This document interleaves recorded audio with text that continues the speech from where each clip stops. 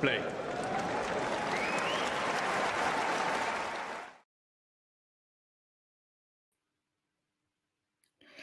Good afternoon, good evening, good morning.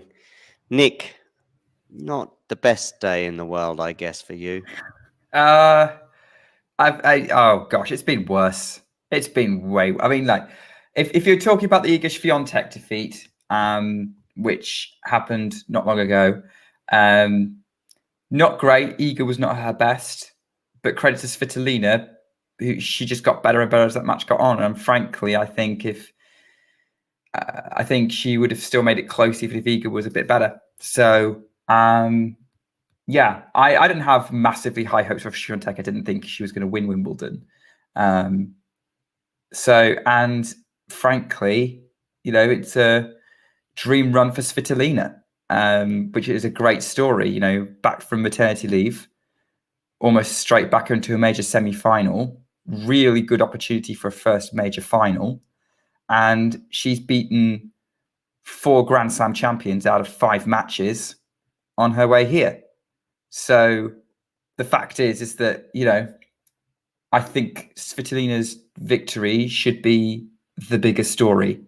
And that's what matters, really.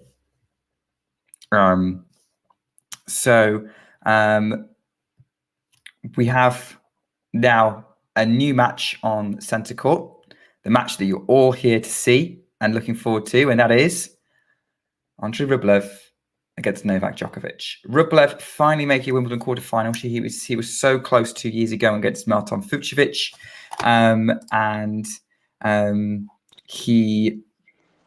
so he's here now. Just slightly unfortunate that he's having to face Novak Djokovic on the other end, who is still remains in imperious form, to be honest. The winner of this match will play the match currently underway on court 1 between Jannik Sinner and Roman Safiullin. And Safiullin has break points to go a break up in the second set, having been a break down. Oh, wow. Sorry, Yeah. I left you there. My computer gave up the ghost, but not the worst time in the world. I know you were answering the question about Iga. But, okay, so Safiullin is on the verge of going a break up in the second set. He is on the verge of doing that, yeah. So Sinner won the first set 6-4, was a break up in the second. And Safion's got 15-40 at 3-4. So I've got both matches on, so I can just let people know what's happening. Definitely, yeah. To be honest with you, we sort of focused probably 60-40 more on the Iga match, but of course at the dramatic moments we had to, and it was quite nice because although they were on at the same time, the crescendos of each set were nicely separated, if you like. So we had the crescendo of the first set at a moment of calm in the Iga match at the beginning. In fact, of course, didn't Iga get a break in the first game? I think she was 2-love up, wasn't she? It was like, she broke early on. It was, I think she was serving. Yeah, she was serving second. So yeah, she broke in the first game, and I thought, here we go. But then Svitolina came back, and I think it was unfortunate that Iga got broken because there was a wrong call that kind of disrupted things. And Sinner has now gone a breakdown. Safin is serving for the second set, 5-3. Wow. So there's a little bit of drama going on court 1. And then Iga was 5-3 up in the first, lost from basically then only won 2 points, and ended up making it a bit of a struggle. Should have lost the second set, to be honest, but played a blinder of a comeback in the tiebreak from 1-4 down. But Svitolina was just firing. Her returns were incredible. She was putting the ball right at Iga's feet, which is just the wrong place for her to get her forehand into play. So even though Iga wasn't at her best and was making a lot of errors, I think Svitolina was making things very awkward for her. All right. Well, I'm going to let you be. We should have Shuhui here, and also I'll fill in as a producer as well in a few minutes when my computer fires up again. I'll let you. So you just relax, try and enjoy the match. Fingers crossed we get a competitive one. I'm not convinced that we will. But I'll speak to you soon. All right, fantastic. Thanks, John. I'm seeing So Yeah, I we'll saw that. I saw that earlier. Do you know how to click spam on that? No. If you click on the 3 buttons, Oh, I can see it. Yeah. I think it then gives you the opportunity to either block for 5 minutes or permanent block. You can make that huge editorial call. All right. All right. Speak to you soon. All right. Brilliant. Thanks, John. All right. Yeah, Rahul, unfortunately, is spam. I mean, look, even if he was directing us to a YouTube channel where the match was live, the match would probably be off. Would probably be taken off YouTube pretty quickly. Safiullin has now taken the second set. We're into 1 set all. So Sinner is not having it all his own way at all. I think that if you want to know what his game is like, he's a big hitter, very big hitter. That tends to be how he's beaten Roberto Bautista Agut. He beat injured Denis Shapovalov. He did have some heroics at the ATP Cup a couple of years ago. But yeah, definitely playing very well and is giving Jannik Sinner some headaches. Yeah, risk taker and flat hitter for sure. Completely agree. Looking at that, they've got the stats up for the second set, and Sinner only made 4 unforced errors the whole set, but Safiullin made far more winners, 11-8, and was marginally better on the first serve.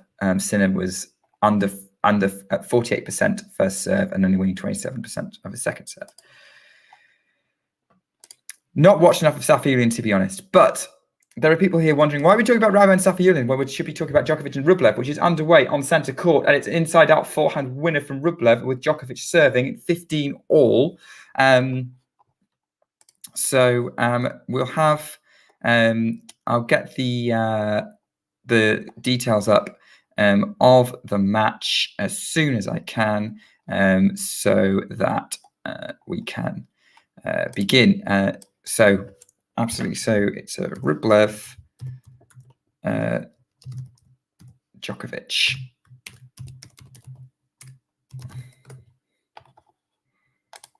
Yeah, Djokovic serving at 15 love, now in 30-15. Yeah, this could be a good one, I think. I think everyone kind of is assuming I'm going to be an emotional wreck when Iga loses, or when any of my favorite players lose, because, you know, although she's my top favorite, she's not my only favorite. I just brush these losses off pretty quickly, to be honest. I mean, I'm not the one losing at the end of the day. And my life isn't affected by how well a particular tennis player does. So it's a tough loss for Iga, but it only matters to Iga, I think.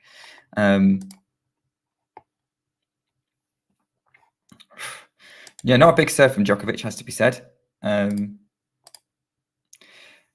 So yeah, might be playing tennis tomorrow myself. Actually, I need to confirm with someone about it. It's 30 all, by the way, on the Djokovic serve, which we should probably keep an eye on. I'm likely to be a little bit behind the rest of the world due to the stream that I have chosen. Because if I was to choose the main channel stream, I would have to change channel at various points throughout this, and you do not want this. Am I a serve volleyer? No. I would regard myself as a Medvedev-esque big serving counter puncher. In fact, actually, to be honest, my serve and volley are the worst parts of my game.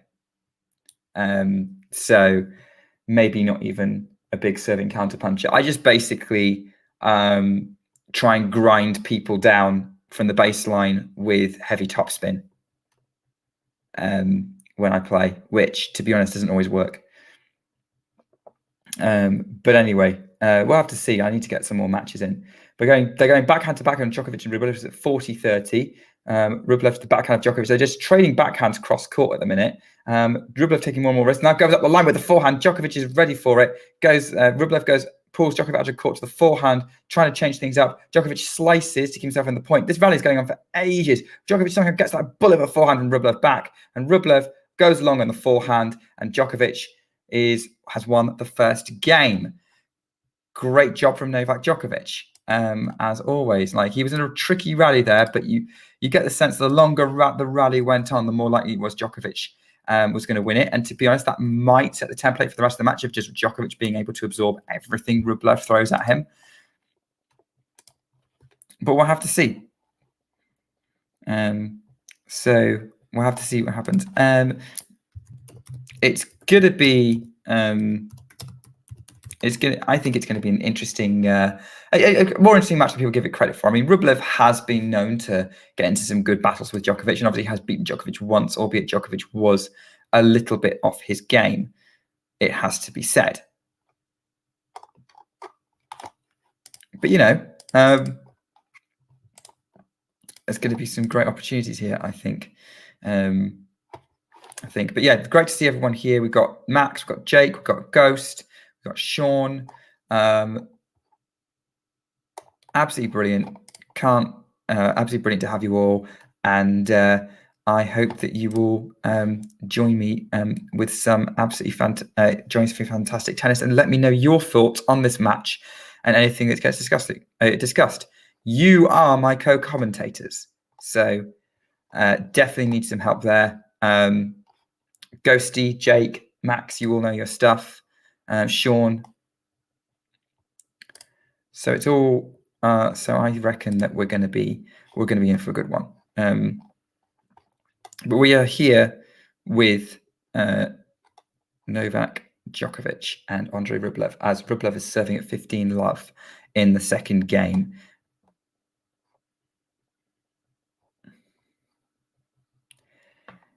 Get this into the rally. Rublev gets the net cord off the top of the net. Djokovic sliced it back into play. Forehand Rublev to the forehand of Djokovic up the line. Backhand Rublev to the backhand of Djokovic, sliced. Rublev goes for the big forehand up the line, changing direction. Djokovic just puts it in the middle of the court, just getting everything back to Rublev, who then nets on the forehand. And that seems to be the game plan, is just get everything back until Rublev eventually breaks down. Because at the minute, he doesn't seem to be able to hit through Djokovic, to be honest.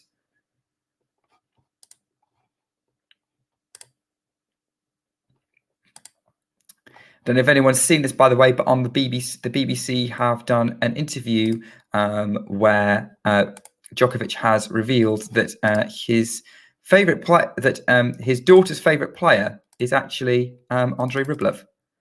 Interestingly, so there we go. That's not working how I would like it to be. Apologies. I'm not sure how I'm going to get that. Yeah, just so you don't have to just look at my face, essentially. There we go. Okay, a little bit more of a shot making against Rublev. It's 15:30, by the way, so Djokovic has a chance. Djokovic has a chance to break here. Got some good comments in the chat. Yeah, Rublev. Yeah, I agree. I think he just tries to hit everything hard, and he's not slicing much. I think if he started slicing, he'd really catch Djokovic out. Case in point, double-handed backhand, getting off the top of the net. Djokovic going up the line with his forehand. Then Djokovic drop shots Rublev, who comes in, goes cross court. Djokovic is already there to receive it, but Rublev takes the volley. That was actually really well handled from Andrey Rublev, and it's 30-all. Yeah, big opportunity for JPEG. I mean, taking nothing away, like Vondrousova was on a very good run. Anyway, I thought she might run out of gas, especially since she's still in the doubles as well. But full credit to Vondrousova for frustrating Jessica Pegula, because those were long rallies that were just basically dictated to who was going to break down first, and Pegula broke down more. Maybe she was a little bit disrupted by having momentum disrupted by having the roof closed just as she broke serve.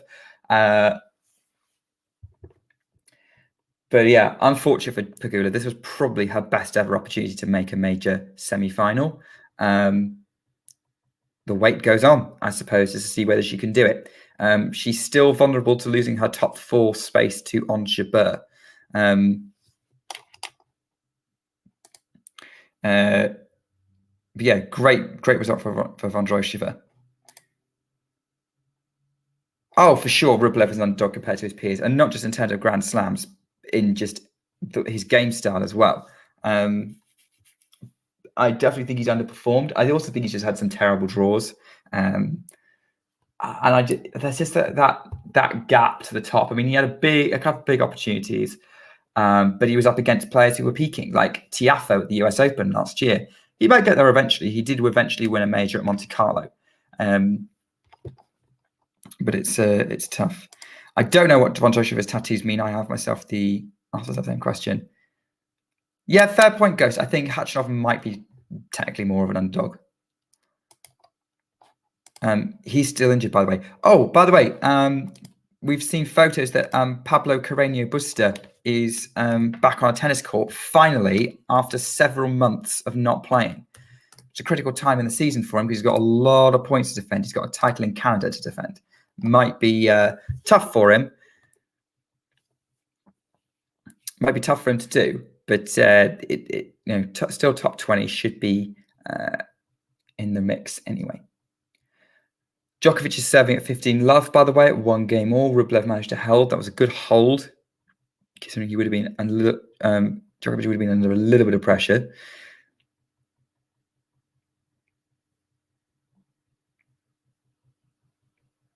Serves, gets a second serve. Rublev, big inside-out forehand winner, but I think it might also have been a double fault from Djokovic, and it's 15 all. Yeah, we've got ourselves some fun here, but with Djokovic. By the way, it's still 1 game all in the third set between Sinner and Safiullin. They're taking their time between points at the minute.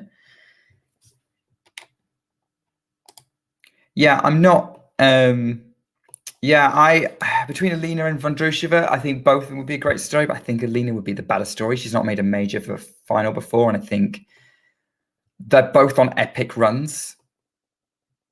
I think Alina is probably the story that I'd be happiest with. But hey, we'll see. I'm not sure how much of a chance of the title she's got, because I think all 4 women in the other who are playing tomorrow are very much genuine title contenders. Very much title contenders, including Madison Keys. I think we're in for some absolute blockbusters tomorrow. Rublev shanks a forehand on the return. It's 30-15.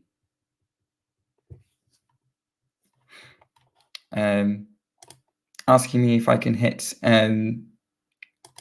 How I'm doing with my what kind of shots I can do in terms of on the tennis court. I think I'm definitely, I can do an inside out forehand. The backhand's a bit of a tough one. Sinner finishes off a point at the net, by the way, to go 40 love up in this 3rd game of the 3rd set. I will keep an eye and see if there's anything dramatic moments happening on court 1 as Djokovic is at 40-15, gets the forehand to the Rublev forehand, bullet of a forehand. Djokovic managed to slice it back into play though. Another bullet from Rublev, but Djokovic goes back behind. Rublev has to kind of forced to slice it. Djokovic goes inside out. Rublev is now slicing in defense to try and get back into the point. Djokovic goes for a slice, backhand approach shot, finishes at the net. Game, Djokovic.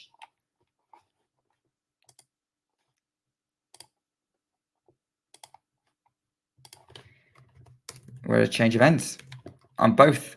It's pretty much the exact same score on both in terms of games on both of my screens, except that Sinner and Safiullin are in a third.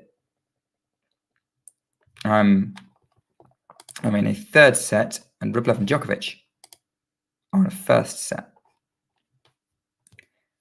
There was a bit of a rain delay, but we've got action going on around the rest of the other courts as well. So just as a couple of examples, I mean, we've got Jamie Murray and Michael Venus against the 4th seeds, Nice and Zelensky, and they lead 5-3 in the 1st set.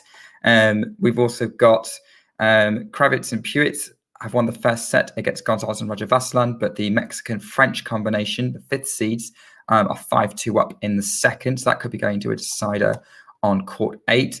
Court 12 has got Another third round in the men's doubles between Pal and Stolder against Papana and Ebden.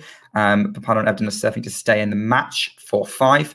That would be an upset for the 6 seeds were they to lose. And there's a mixed doubles match going on between Middlecoop and Suciardi, who won the first set 7-5 and are currently serving for 5-all in the second set against Aravalo and Kostyuk. In terms of results, obviously so far today we've had Swiatek losing to Svitolina and Pegula losing to Vondrousova. And after I was tweeting all yesterday about the fact that this would be the first time in a women's Grand Slam since 2009, Wimbledon 2009, that the top 4 seeds would lock out the semi-finals, and then that just didn't materialize. So got a little ahead of myself there. But it's still a cool stat that it's been 14 years since a major had the top 4 women's seeds locking out semis. Actually pretty rare. Other results, Granollers and Ceballos, the 15th seeds, went through in 2 tiebreaks in the men's doubles. Dolahid and Zhang, the 16th seed, through to the semi-finals of the women's doubles. Kulhov and Skupski through on court 3 in straight sets as well. Really great for them. And Bushkov and Sorubas Tormo through in 3 sets against Bondar and Minen.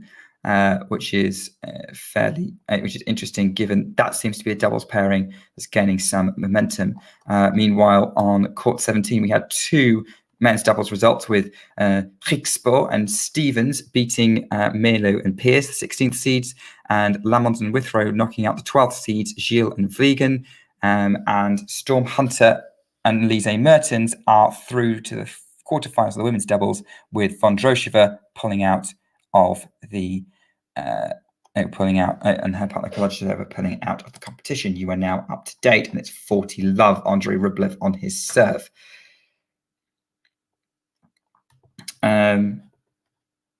Yeah, I agree with you, Ghost. Inside and backhands are tough. I think Bencic also hits them pretty well as well. Actually, I saw her hit a couple against Swiatek. Big backhand from Djokovic, forcing Rublev to net. It's 40-15. You can't take any advantage against Novak Djokovic for granted. Not having any easy service games, Andrey Rublev. By the way, Yannick Sinner has break points on court 1, but obviously he was a break up in the second set. He can't take anything for granted. He's currently still 2 sets away from his first major semi-final. As an ace from Safiullin to save one of the break points at 30-40. On centre court, Rublev has missed a first serve. Yeah, keep an eye out. James will be with us shortly as Djokovic misses a backhand return, and it's game Rublev. Djokovic is frustrated with himself because he was going up the line with the backhand. It would have been an excellent return, but he just pulled it wide. And it's 2 games all between Rublev and Djokovic. So yeah, not a bad one. Not a bad at all for the pairings. Djokovic is now serving. He should be all right. He is one of the best servers in the tournament so far. Safiullin has saved the other break point on court 1, by the way, was forcing Sinner to kind of break down in a rally. So Sinner's missed an opportunity to take the advantage in the 3rd set. Djokovic is serving at 2-all. Hope to have Ghosty back with us at some point soon. Anyone around still throw any questions or thoughts in the comments about either of the matches, the men's matches that are happening right now. As Rublev hits a backhand winner up the line, Djokovic didn't really move for it. I think he was kind of caught out by it. It's love 15. Good start in this service game in this return game from Andrey Rublev. Yeah, that was a great backhand. Almost inside out, actually. But he was kind of right in the middle of the court, to be fair. Oh, up the tee from Djokovic. Takes the ball out the air from the +1 forehand, 15-all. Can't argue with that. Excellent shot from Novak Djokovic, as you would expect.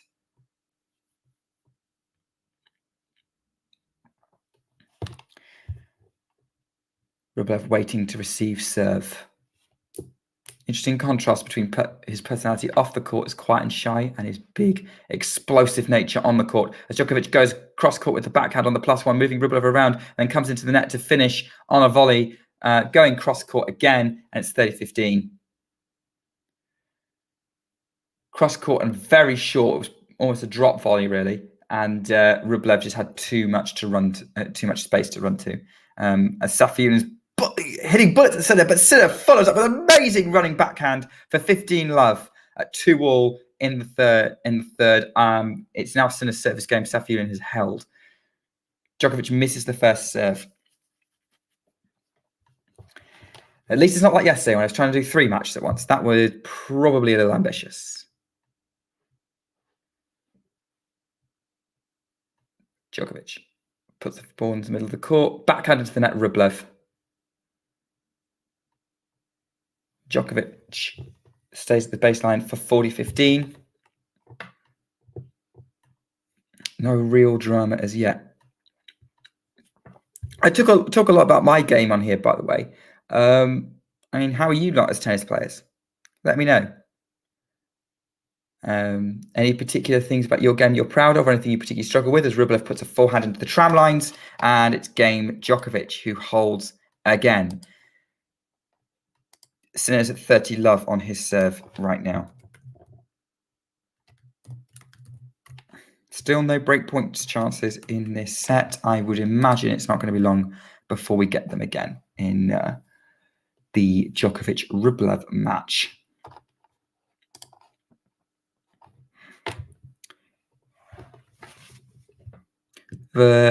Quite one today, maybe. I mean, maybe we're all still recovering from the sort of the seismic results in the women's draw, as Sinner serves an ace to go to his change of ends at 3-2 with serve. And yeah, at the minute, I think it's hard to say, because obviously the top seed going out is always going to be a little bit of a surprise. Having said that, I don't think there were many people. I think Vance is the only one I know who actually predicted Swiatek to win the title. I mean, last night on Last Ball Drops, I was kind of going, oh, I think Iga's going to beat Svitolina because I thought she'd have a power. But Svitolina's up to hitting, definitely. Obviously, it didn't help that Swiatek was not having a good day.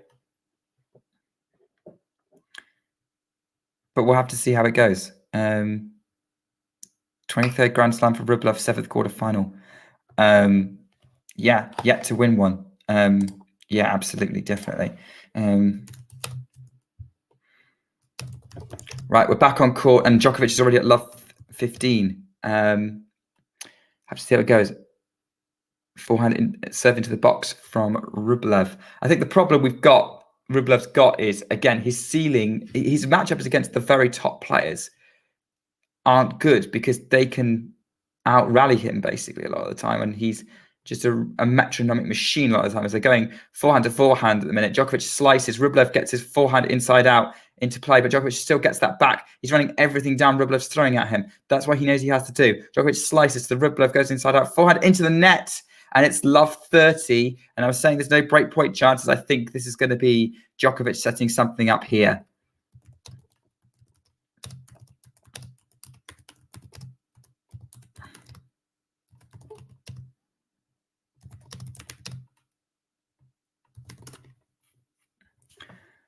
Yeah. Djokovic getting ready to receive the Rublev serve. Rublev goes out wide. Djokovic goes into the net on the return. It was a great serve from Rublev. Very difficult to pick up. It's 15-30. Djokovic getting back to the baseline, ready to receive the Rublev serve. Rublev gets the first serve into the middle of the box. Djokovic gets that return just in court, then goes up the line with the forehand. Rublev forehand on the run. Djokovic goes back behind Rublev. Rublev almost slips, and it's 15-40. That was great rally construction from Djokovic. Rublev is already shouting at him in annoyance. First 2 break points of the match. Yeah, that was just great construction from Djokovic. That return, it just landed in, put Rublev in an awkward position. It just meant Djokovic could start moving him around the court.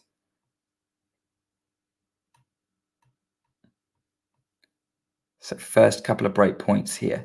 What's Rublev going to do? Goes out wide to the Djokovic forehand. Again, that serve works really well. That out wide serve into the deuce court, doing wonders for the second time this game. 30-40.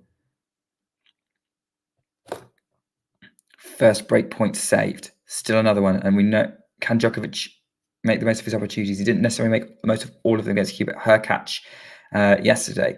As Rublev serves to the Djokovic forehand again, it was up the middle. Djokovic is frustrated and is sort of throwing his arms out as if I don't know what he was kind of saying he should do, because that's definitely not a tennis swing you should attempt. But yeah, Djokovic definitely frustrated right now, and he's missed another breakpoint opportunity. Rublev puts the first serve into the net. It's a good question, Max, actually. As we're into another rally, I mean, Rublev's put a forehand into the net. Djokovic got another chance to break with advantage. I think Bublik's serve would be causing Djokovic more problems if he was getting it in. I think it would depend on which Bublik showed up. If it was a determined Bublik who was confident he could beat Djokovic, I think we wouldn't be seeing. I think we're probably seeing something very similar to the Hurkacz match, to be honest, but maybe with a little bit more variety and disruption. So yeah, who knows? Definitely, probably more of a test for Djokovic, I would say. It's not that Rublev isn't good. It's just that his game style matches up very well with Djokovic. He's perfectly fine to rally and take control of it. As Jannik Sinner has just broken and he roars on to lead 4-2 in the third set on court one. Great serve from Rublev, who comes into net to finish. But Djokovic somehow gets a racket on it, but not enough to control it. And it goes over the baseline. And Rublev has advantage to close out this game, having faced 3 break points. It's all a little bit tough for Novak Djokovic.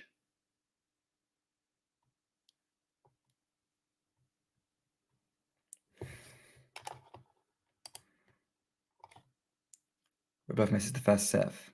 He's going to have having to do another serve.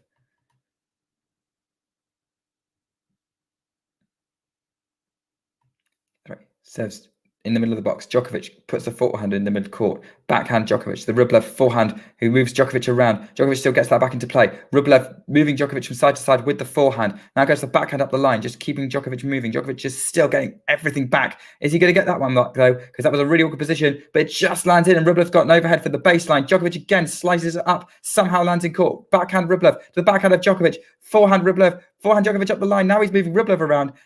It's kind of back to neutral in this rally as they're trading backhands. And Rublev goes long. And that was a Novak Djokovic special in that rally, because he was down and out and somehow kept himself in it, extended to 20 shots, and then took control. And Rublev makes an error and it's deuce.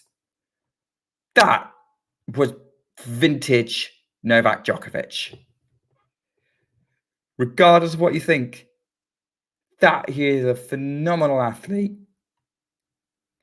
The fact he could still make 2 points like that at 36 is incredible. Rublev, who was hoping he was home and free, is now not. Gets the first 7 to play, but Djokovic, it was a let. Again, the Djokovic return is on fire. I'm wondering whether that Hurkacz test has just made him switch things up a little bit.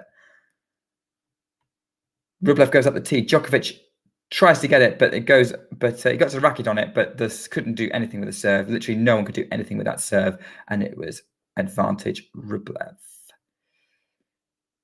128-mile-an-hour serve from Rublev. Great result. Rublev serves into the net.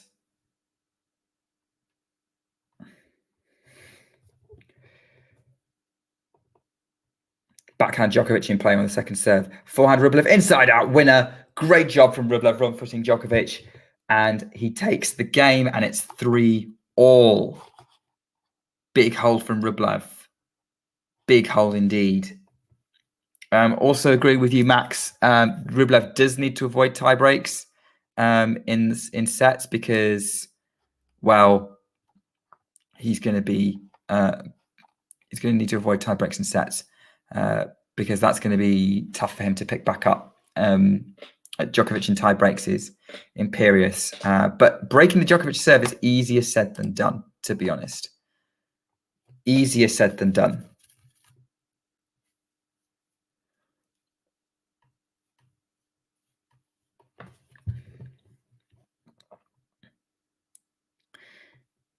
Djokovic is getting ready to serve at 3 games all.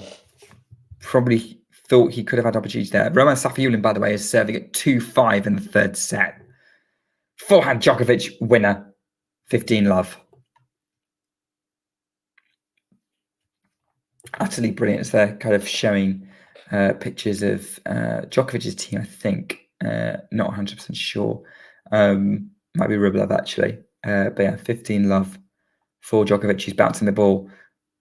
And then obviously there's 2 Russians in action, both Rublev and Safiullin. Safiullin on court 1 against Jannik Sinner. Djokovic puts the first serve long. He's going to have to try that again. Second serve. And I think that's probably the best chance Rublev's got, is if Djokovic has a bad game where he's not serving many first serves. He puts that ball into play. Rublev goes inside out. Forehand Djokovic at the line. Rublev puts his forehand into the net. Great forehand from Djokovic to set that up. 30-love. Rublev's is kind of shrugging, not knowing what he can do. And if he's got that attitude already, then he's going to start struggling, I think.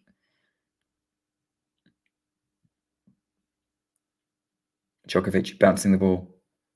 Goes up the middle. Backhand in play from Rublev to the forehand of Djokovic. Cross-court winner, 40-love. And the Djokovic forehand is winning him all the points right now. Everything about this man's game is firing today. As a stat rolls up on the screen, that Rublev's average service game duration is 4 minutes, 23 seconds, and Djokovic is just over 2 minutes. There is no way.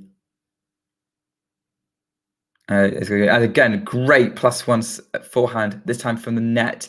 Kind of serve volley point from Djokovic, keeping it efficient on his service games and getting right so he's got enough energy to attack the Rublev service. 4-3 Djokovic with serve. On court 1, Safiullin has 40-30 to try and extend the set. Yeah. So great opportunity here for Jannik Sinner. I'll keep an eye on court 1 whilst things are kind of changing over on centre, just for the next minute or so. Safiullin's got a second serve, which he puts into the net, and it's gone to deuce. And Sinner's now 2 points away from winning this 3rd set and putting himself back in control of the match. He arguably should have won set 2, but it was a great passage of play from Safiullin to get himself back in it. But the Russians starting to struggle. Oh, we have new colours. How lovely. As Safiullin goes long with the forehand, and it's Jannik Sinner with set points. So I'm going to stick with this one, to be honest, just for a bit. Safiullin gets the first serve into play. Sinner gets the return back, though, takes control with the forehand. Safiullin's going up the line with his forehand. Sinner's forehand. They're trading forehands right now. Sinner changed direction to Safiullin backhand, which I thought was long. It was long. Sinner's fist pumping. He takes that 3rd set 6-2 and leads by 2-1. Jannik Sinner is 1 set away from a first major semi-final. And it's no surprise it's coming at Wimbledon. To be honest, he's good at all 4 majors, to be honest. He's shown promise everywhere, Jannik Sinner. And it's great to see that so far he's retaining the fitness to get there. But he's got 1 more set. And we know what happened. Stefan Tsitsipas was 2-1 up against another underdog, Chris Eubanks, yesterday, and couldn't put it away.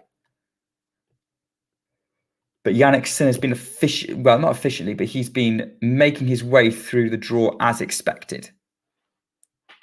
The current world number 8 It's in a very, very good position. Backhand from Djokovic is long, and Rublev is at 30 love. That was a backhand return from Djokovic, who was hoping he'd be a little bit more into Rublev's service game. Have to see how it goes. Yeah, I think Jannik Sinner is going to be hoping that he can put this away. It's a big opportunity for him as Rublev tries to do a +1 forehand kind of by his feet, and it works. It pretty much hits the baseline, and it's 40 love. Great inside-out job from Rublev. He's got 40 love. If he can get one of these next few points, to be one of the easiest service games he's had. Just seeing the stats from the third set of Sinner against Svitolina. Sinner has won every stat in every department that set. 4 unforced errors total in the match. 12 winners. 100% first serve points won. Rublev puts a backhand into the net off the Djokovic return. It's 40-15. But yeah, that was an imperious third set from Jannik Sinner, who I suspect would rather play Rublev than Djokovic, but I suspect he'll take on whatever test Djokovic throws him. Inside out forehand from the mid-court, Rublev to take the game 4-all.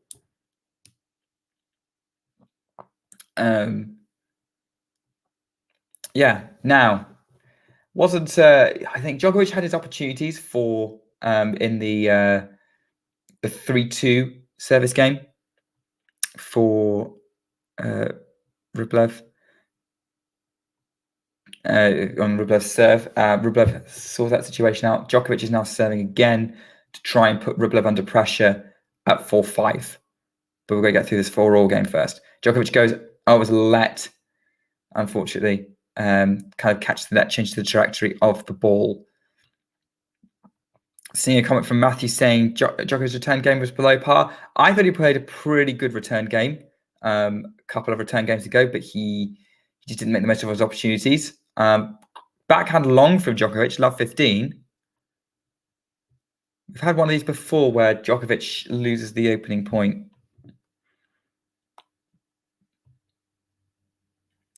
Love 15 for Novak Djokovic. Winning Roland Garros and Wimbledon is definitely hard. I mean, he's done it before in 2021, but I don't think he had much competition in 21. Great forehand from the net for Djokovic from a very, very short return from Rublev. It's 15-all. Yeah, the men who've done the Wimbledon Roland Garros double in the Open era in the same season: Laver, Borg, Nadal, Federer, Djokovic. Very, very hard to do. You have to be very much physically in form. As Djokovic puts a drop shot into the net, and it's 15-30. He's wincing a little bit, probably more in frustration than actual pain. Sort of breathing through his teeth, and then he probably should have got that one. But that was a kind of a little bit of an attempt to mix things up. No need to press the panic button yet, though. 15-30 is not. 15-30 is not the end of the world. Puts the first serve into the net. Djokovic now has a second serve for Rublev to look at. Djokovic serves up the middle. Forehand in play from Rublev, but they stopped play. I think there was something off about that serve. There's been a challenge. Rublev is on the other side. This is possibly a double fault from Novak Djokovic. No, it was in. Right on the line. High risk second serve, 30-all.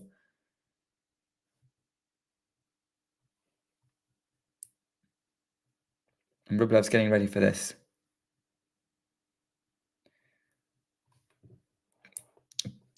Clutch second serve from Novak Djokovic. As he goes for the first serve, misses it down the tee. And he needs that first serve firing. He's going to officially make his way through this match.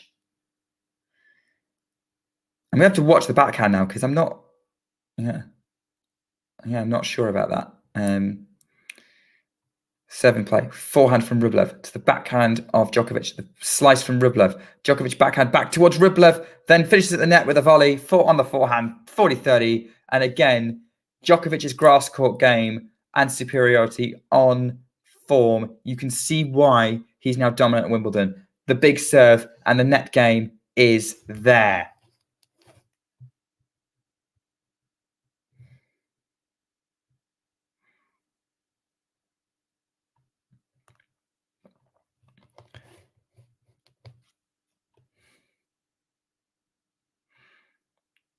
Djokovic serves at the middle. Forehand Rublev. The forehand of Djokovic. Backhand Rublev up the line to the Djokovic forehand who changes direction. Forehand Rublev to the Djokovic back towards the Rublev forehand. Training forehand to mid. Djokovic is kind of off balance with with that Rublev forehand, and it's in the net and it's deuce at 4-all.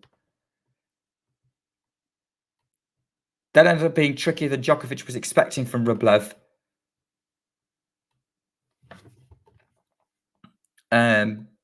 It's interesting. I think Srihari's watching this. I'd be interested in hearing his thoughts on how he thinks Djokovic's backhand's looking. Yeah, definitely making this really competitive. Yeah, I think no one's obviously Srihari's our resident Novak fan. Yeah, I haven't seen anything that's majorly giving me many major concerns, to be honest, for him. Other than sort of right here, right now. But so you can get these off games. There's a big inside-out backhand return from Rublev right at Djokovic. And Djokovic put a forehand into the net and suddenly it's advantage Rublev. And I did not see... I did not see this coming. Everything from this set so far was suggesting Djokovic was eventually going to break through and win it. And suddenly Rublev has got advantage and a break point. Djokovic definitely slowing things down between points, trying to reset. Goes to the first serve, it's in, but Rublev's got that forehand into play. Rublev pulls Djokovic out of court. Goes inside on the forehand, he's got it! It's a winner! And Rublev raises his fist. He has the break. He is serving at 5-4 first set. Did not see that coming. Most of this set, I was like, Djokovic is eventually going to break Rublev. He's absorbing everything Rublev's got to him. He's redirecting. He's controlling the rallies. But those last 2 or 3 points, Rublev took control. With some absolutely brilliant hitting. Unbelievable stuff. Jannik Sinner's got himself into a long deuce game in this opening game of the 4th set, by the way. On court 1 against Svitolina.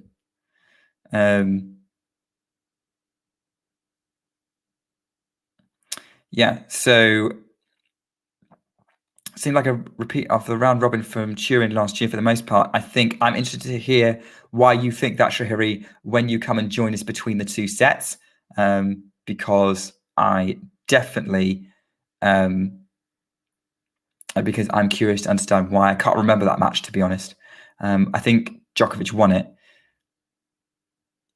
At the time, yeah, I would agree. Actually, no, I see what you're talking about now. Yeah, that match between Djokovic and Rublev in Turin. Yeah, I would agree. Yeah, from what I've seen here, the rallies were at the beginning of the set playing out like that.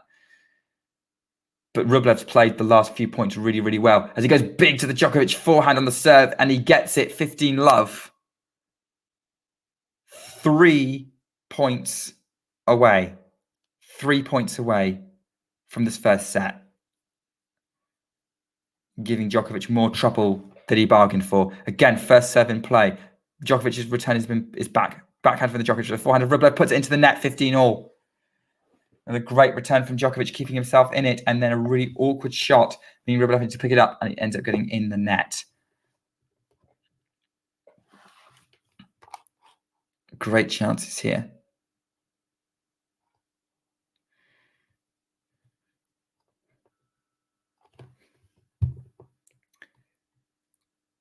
Rublev, 30-15, unreturnable serve. Great to hear what the plans are for the matches tomorrow. I'm excited. Hopefully Hopefully, John doesn't have to do 2 matches by himself. That can be an absolute pain. But here we go.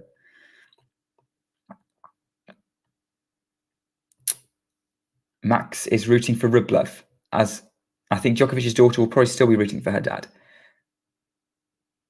To the 400 Rublev to the Djokovic backhand, going cross court now. They're trading forehands right now. Rublev tries to go up the line, puts it in the net. Oh yeah, I'm doing last ball drops tomorrow. I think it's the last ball drops of Wimbledon tomorrow, if I'm right. Hopefully not, but we'll have to see. Nice to have you back, Jake. Yeah, so Tom and I am looking forward to doing last ball drops with Tom tomorrow. Obviously, I'm not doing it tonight. But obviously, I think the guys doing it tonight are going to be ready to go. I think it's Jack and Jakub tonight.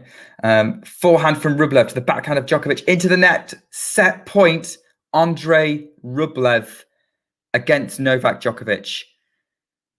Someone get their head-to-head up, because I want to see how many sets Rublev's actually ever managed to win against Djokovic. 40-30. Andrey Rublev serves. Djokovic back in play. The first serve was long, though. This is huge. Regardless of how this match goes, Rublev is now officially testing Djokovic. The second serve is unreturned. The crowd are on their feet for Andrey Rublev, who has taken the first set 6-4. Did not see that coming when this match started. Okay. This is Here I am. Shrihari. This might A be little tougher than you dazed thought. as to, I mean, I didn't catch most of the first set. I was just having my dinner. So once I switched on the stream, I think it was like, what, 3-all in the first set. It was looking it was looking pretty serve dominant until then. And then came the 4-all game. And I would actually agree, Djokovic's backhand is really shaky. We saw a lot of moments where he was sort of off balance in that game where he got broken, and even against Hurkacz, I think he was not as solid as he usually is from the backhand wing. And Rublev took his chances and he was clutch to serve it out, and he did. And I think you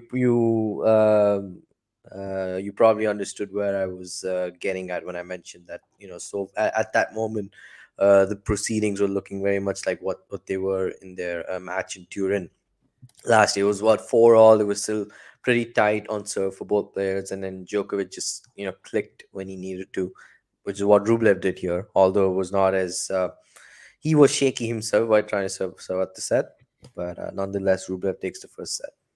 Okay. And was that Belgrade match that Rublev actually won the only time we actually won a set against Djokovic? Yeah, that was the one. And then they played twice at the ATP finals and once at a Grand Slam, which was earlier this year at the Australian Open, which was a drubbing. We all remember that pretty clearly. And that's probably all we were thinking of when, Rublev was drawn to Djokovic's quarter. It's not been much between it. I would say what decides it was just a brilliant few points from Andrey Rublev. Yeah, really. Well, Novak is served first in all of their matches, but he just not completely, but like he got shaky at 4-all, and he was not as solid. He was not as clutch when he was missing quite a bit of first serves, and that pretty much cost him. And Rublev, of course, attacked the second serve pretty well on, I think, the last 2 points of the 4-all game. I think Djokovic missed the first serve, if I'm not mistaken. So Rublev, credit to him for stepping up. Yeah, he really did. And do you think Djokovic looks off in any way today? So far, he's not at his best, clearly. But we know how the drill is, especially the last couple of editions at Wimbledon, where he sort of takes that first set to just gather himself together, and then he gets going after a set and a half. Kind of been a recurring theme this decade for him at the slams. I wouldn't worry too much, really, unless he's really flat and has a completely off day. I wouldn't really worry too much about an upset. But the fact that Rublev managed to even snag a set, I think, is pretty much big news for all of the reasons: the matchup and the occasion, Djokovic's experience, his aura, and all of that. We're all aware of that already. It was pretty noticeable against Hurkacz that Djokovic definitely stepped things up in the fourth. Yeah. And we saw a bit more of him. That I just wanted to know, because obviously Matthew is saying that he thinks that Djokovic is looking sluggish and his backhand's not dealing with kickers very well. Yeah, I would agree with that. And even in the rallies, he's just not able to take initiative with that shot. There's some errors. He's looking shaky, and that's sort of setting it up for Rublev to dominate the rallies, at least so far, if that's the case. But yeah, of course, I expect it to turn around on normal circumstances. Yeah. Well, Djokovic has made very good progress towards turning it around because he's just held to love in the opening service game of this as you would set. expect. So yeah, I think the first set would probably help him too. I mean, as crazy as this sounds, he also would have some nerves. I mean, very business end of a slam, no matter how many titles you've won. I mean, you can be someone like Novak Djokovic, who's made the final in like pretty much half of the grand slams that you've played in your career, and still feel nervous playing a top player and at the in the latter stages of such big events. So I think maybe that first set would help him. But yeah, for Rublev, it's very important that he doesn't stay on cloud nine, and he just keeps it moving again in this second set onward. Just try to smother Djokovic like he did towards the end of that first set in the rallies, and I think that's the way to go for him. Very much would. I mean, pretty much would end up losing still, assuming Djokovic is going to pick things up. But that's the way to go for as far as Rublev is concerned. Okay. So still, he's won the first set, Rublev, but still a tough challenge going forwards. So see, obviously, we'll have James with us in about 10 minutes. Thanks for coming in here and giving us your thoughts. Yeah, all good. I'll see you at the end of the second set. See you at the end of set two, as Rublev goes inside out to the Djokovic backhand and slices it, because Djokovic putting it under pressure to the backhand of Rublev, goes up the line. Djokovic is now in control of the rally, goes Rublev forehand. Rublev goes long, and it's love 15, and already there's pressure. Already there's pressure from Djokovic. I mean, like Max is saying, what's Rublev doing? Honestly, I don't see him doing anything much wrong, unless Max is ahead of me. But I honestly think that he's in, I think Djokovic is in a, that was just Djokovic being brilliant, that rally, and putting pressure on and taking control. And again, vintage Djokovic. Rublev goes out wide, but it's missed. Just catches the ball, decides to use it for his second serve, throws it away, starts again with a new ball, picks up, throws it up, but it's a double fault and it's love 30. Maybe that's what Max was talking about, but that's a critical error at this stage when he has all the momentum. The last thing he needs is to put the first serve into the net. Yeah, Jake, I've been doing the same binge watching Wimbledon for pretty much since it started, apart from the days I was actually there. So yeah, it's going to be very strange in a very lack of tennis world when everything moves back to clay, and all the top players take time off, and I've got to get on with my regular day job. So I am completely with you on that one. It's 15:30 for Andrey Rublev. I will bring you updates on Sinner Safiullin in the fourth set if there's any drama, but currently Safiullin is serving at 40-15. Rublev double faults again, and it's 15-40. Break point for Novak Djokovic. That is not a great situation for Andrey Rublev at all. 2 double faults. He's starting to play like I do. Andrey Rublev serves up the middle to the forehand of but Djokovic gives a very short return. Rublev can put the forehand away for the mid-court, and it's 30-40, 1 break point saved. 1 break point saved.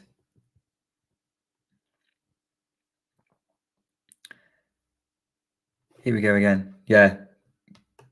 Rublev making every coach's play fail better, but this is the sideways double fault before we get to that first serve in play, and then goes for the forehand up the line. Djokovic has to run to it, scoops the forehand up into play. Rublev just gets his over the net. They're just putting so little margin on these, but it's still going over. The rally's continuing as Djokovic goes to the Rublev backhand on the forehand, then the backhand to the backhand of Rublev. They're trading. Now changes direction with the forehand back to the Rublev backhand who goes cross court. They're trading at the minute. Rublev goes for the inside out forehand, but it's very short. Djokovic drop shots. Rublev's going to get to it, scoops it up, falls over. It's out, way out. Rublev falls lying on his back in frustration. Djokovic is broken 2-love in this second set. And, well, look, Rublev played a few brilliant points to win the last set, but he's played a few lapse points to concede the break very early on.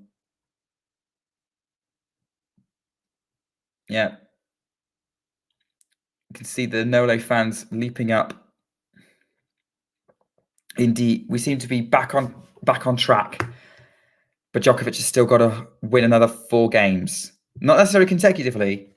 He just needs to win another 4 games. He's got to be efficient with his service games. Get this back on track. Fully.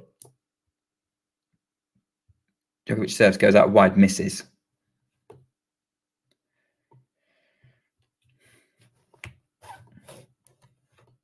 I mean, it's interesting to say that I think that so far, Djokovic has been pushing Rublev, but the big moments have come on the Rublev racket. Djokovic goes long on the forehand. Love 15. Keep letting me know your thoughts in the comments as well. Hopefully we'll have another co-commentator in the minute, but you know, interested to hear your guys' thoughts on this match. 2-2 fourth set between Sinner and Safiullin.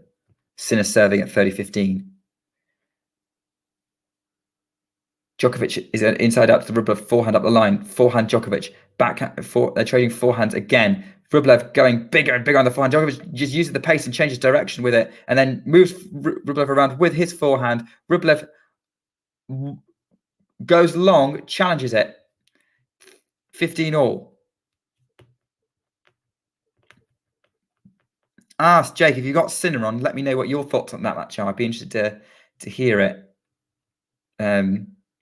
Just so we can so that match has got the coverage it kind of deserves. Because at the minute it's looking closer than I was expecting. I thought it'd be straight for Sinner. Yeah, let me know your thoughts as Sinner holds for 3-2.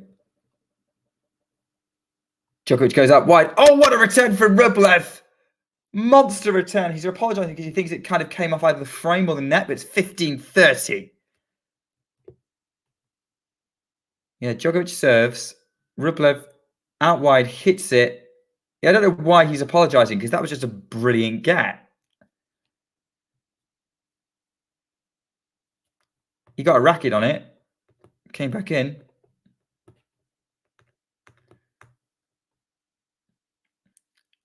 Djokovic puts the first serve into the net. Shahiri's saying that Djokovic's backhand has woken up now, interestingly. I have to see what happens with that. Serve to the Rublev forehand. Djokovic backhand deep to the backhand of Djokovic going up the line. Rublev can't quite run it down. It's 30-all. Yeah, see what you mean. That backhand was way better from Djokovic. But yeah, Jake, let me know. How are you? What's making the difference in the Sinner match? What are your thoughts? Really, really interested. I like a lot of your tweets, man. You know your stuff. Serve out wide from Djokovic. Backhand slice from Rublev. Short. Forehand Djokovic. Rublev's going for the passing shot. He gets it. 30-40. And we know Djokovic's backhand has woken up, but that forehand of Rublev is a weapon against pretty much anyone, everyone. And that was an amazing passing shot. 2 brilliant out wide forehands from Rublev. Critical moment in this set. 30-40. Djokovic serves on a returnable serve up the line, up the tee. Deuce. Great way to save a break point. Brilliant stat being shown here. Yeah, when their eyes are going long, Djokovic is winning it. Absolutely brilliant. And I'm not surprised because it's been very clear to the eye, even without the stats, that Djokovic is better dealing with the longer rallies and taking control. Great serve from Djokovic, but he decides to put go for a +1 drop shot. It's frustrated with himself that he chose that shot. Again, he was just trying to shorten the point, and it's advantage Rublev. It's another break point opportunity for the Russian. Hey, James. Hi, Nick. How you doing? I'm doing all right. I'll catch up with you in a minute once we've talked through this critical moment in the Rublev-Djokovic match. It's also starting to simmer a little bit on court 1 between Sinner and Svitolina. It certainly is. As Djokovic puts a first serve into the net, getting ready for the second serve. Interesting. Backhand from Rublev to the backhand of Djokovic going cross court. They're trading backhands at the minute. Rublev goes up the line, goes long, and Djokovic has saved the break point. So, well, James, that's an easy mistake there by Rublev on that one there. Yeah, pretty bad. Not ideal for the Russian. At that critical moment, like he's trying to get himself back in this set. I appreciate you probably just got in, James, but how much of this match have you been able to catch? Only the scoreline. I was quite surprised. Well, given the fact that we haven't really seen Djokovic have those sort of slow starts in the tournament this year so far, it was a bit of a surprise to see him lose the first set, but he seems to be a little bit more on it at the moment in the second set. Yeah, it kind of tracks given he lost the first 2 sets to Sinner last year. Yeah. Last year, it was pretty much every match he was losing the first set, it felt like, but then he basically bucked his ideas up at the beginning of the second. I wonder if he's going to be playing the same tactic here. Yeah, maybe. I mean, I know he's been trying to be a bit more efficient this year, and he was up until the Hurkacz match. Backhand cross court. What a backhand by Novak. Yeah, typical Novak. That's it. The backhand's definitely woken up, as Sriharis was saying. So, yeah, what you're seeing now is kind of how the first set was, where anything Rublev was trying to hit through Djokovic, it just wasn't working. And Djokovic was being very efficient in his service games, just couldn't quite take opportunities to break the Rublev serve. And then somehow he ends up, and then somehow Rublev plays a blinder for 3 consecutive points at 4-5 Djokovic serving. Yeah. And manages to hold to 15 or 13 the following service game, and that's how he won the set. Unfortunately, he then lost the break pretty quickly in this set due to some double faults at a really bad time. Level drop there by Rublev.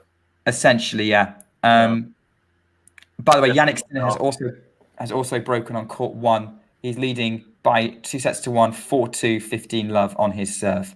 Yeah, it looks like it's probably going to be Sinner's there, doesn't it? It does look like it, but let's not. This Wimbledon's been crazy enough. We don't want to. We don't want to make it too. Catch earlier on today, and I know it's jumping from the men's to the women's, but the Svitolina result absolutely outstanding on that one there. I bet you're that, Nick. She played really, really well, Svitolina. She took full advantage of Swiatek having an off day and figured out how to disrupt her by just hitting the ball almost right to Swiatek to give her not enough room to move her forehand, and her returns were on point. So great result from Svitolina to beat Swiatek. I mean, I wasn't expecting Swiatek to win the tournament or anything. And a monster forehand winner from Novak Djokovic, almost slipping over his love 15. Just being absolutely. I mean, he's sending it, no direction of the play there. I mean, he's sending Rublev all the way to what looks like Slough with that direction. Yeah, I mean, he's just almost pulled out of court. He still comes up with that, and it's just brilliant. That's backhand by Djokovic. It's going to rattle Rublev, definitely.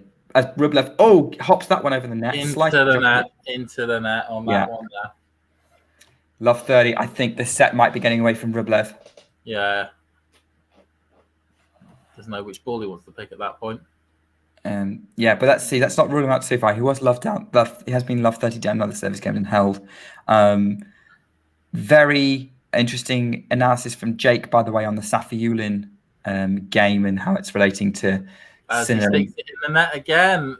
Novak with a short return, catches Rublev out there, bends it into the net. Well, I think we might be on for a double break. Sinner's just held for 5-2. Safiullin will be coming out to serve to stay in the match, which, last time he said it came out to serve at 2-5 in the third set. He got broken. So let's see how efficient Jannik Sinner can be on court one. And let's see how efficient Novak Djokovic can be on centre court. As he goes for the forehand. Literally with the hair's breadth at that point. That was wide, right? That was in. That was good grief. Look! Oh no! Rublev should have challenged that. It was actually out. The line just called it in. I thought it was in. I thought it just clipped the line, but actually it was out. Rublev should have challenged that. Yeah. He's actually given up a second break. Yet another example of a critical moment a player probably should have challenged. Yeah, give more credence to the idea that there should be the electronic line calling as Djokovic just fires an ace out wide. I completely agree. I mean, I'm usually a traditionalist in tennis, but I much enjoy matches where there's electronic line calling. It's much more efficient.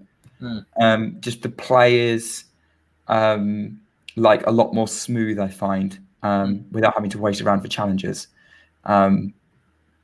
So there is a bit of fun and drama in a challenge, though. Like, is it out?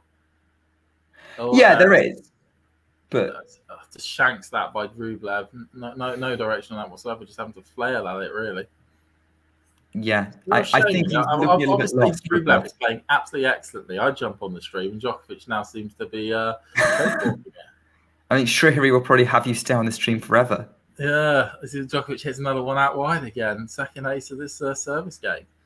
He's definitely looking a lot more confident now, Novak Djokovic, and Rublev is definitely looking the opposite of confident. Yeah, he looks really annoyed at the moment. He's pissed off. I mean, he usually looks like that when he's not winning. Yeah, just as long as he doesn't start smashing his racket into his hands, that's the main thing. Yeah. Well, yeah, he does seem to have done that a lot less now. Yeah, he tends to be winning a bit more now, at least in the bigger matches, as he fires it into the net. 5-love. Yeah, he's not winning right now. Okay, we're interesting one. By the way, I know we're in for an interesting one because Jannik Sinner's 2 points away from securing a place in his first Grand Slam semi-final, which I would say would be about time. Yeah. Actually, given the hype that Wimbledon have been doing about him, it seems quite fitting that it's taking place in Wimbledon. It doesn't seem like there's any other Grand Slam that seems to be hyping up Sinner as much as Wimbledon seems to be hyping him up. He deserves the hype. He certainly does. I think it's a weird one because of what he did last year and the fact that he was actually on. He was a set away from beating Djokovic.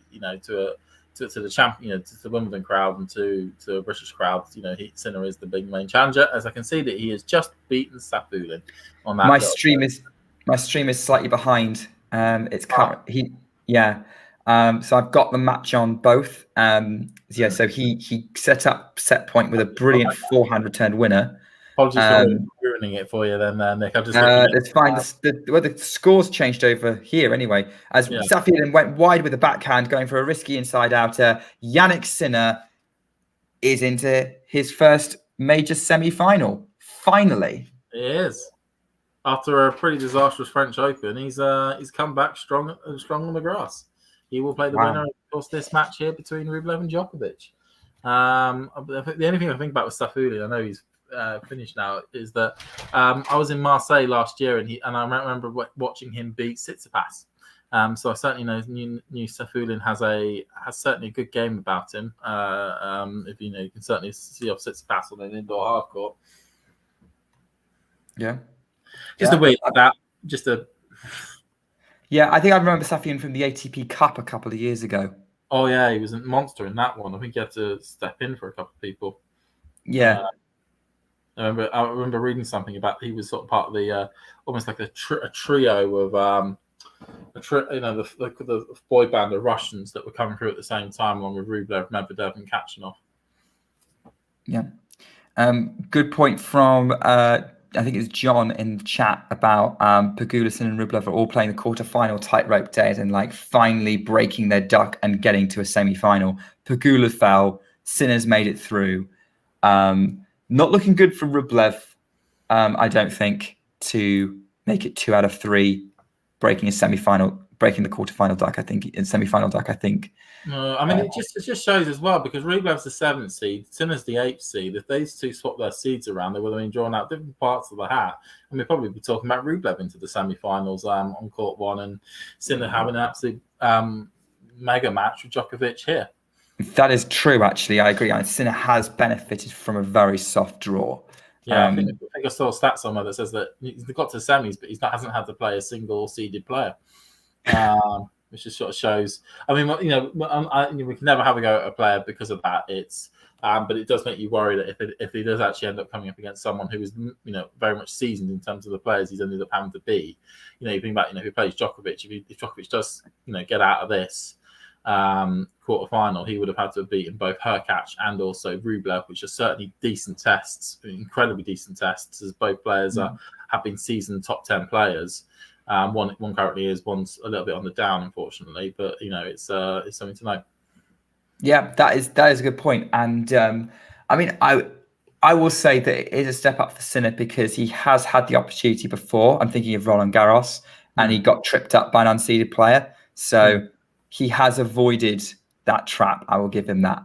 It was he's got himself into one small part of the draw, which has worked out quite well for him on this side. I mean, it was always like this side on the Rude side. Sorry, the Rude side was always going to be the more open one of all the 4 areas. I mean, I think I'm a little bit surprised of how well Medvedev's also been performing, but.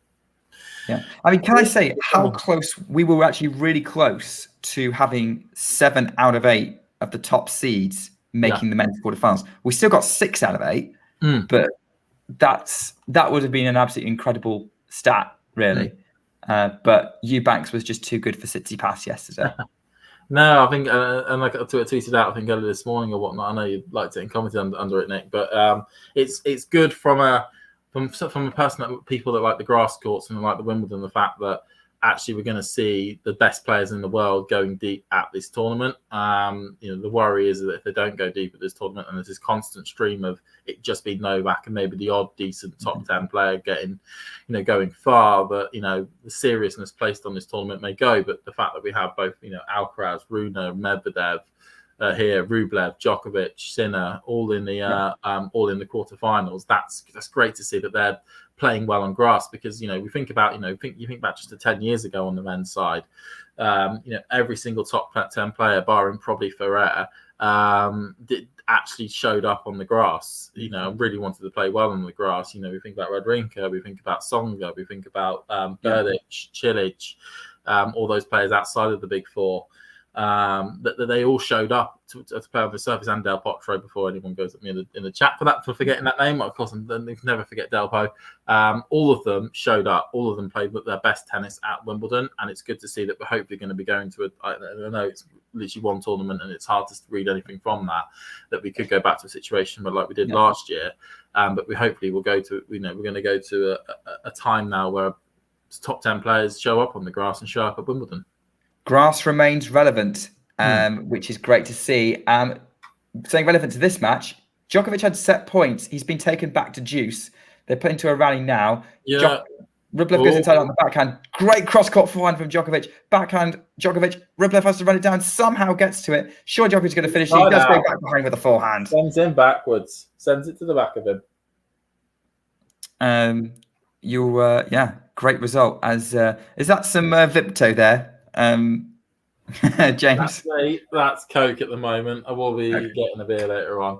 I can see Ghost isn't happy that I've used the word big 4. Yes, I've gone there.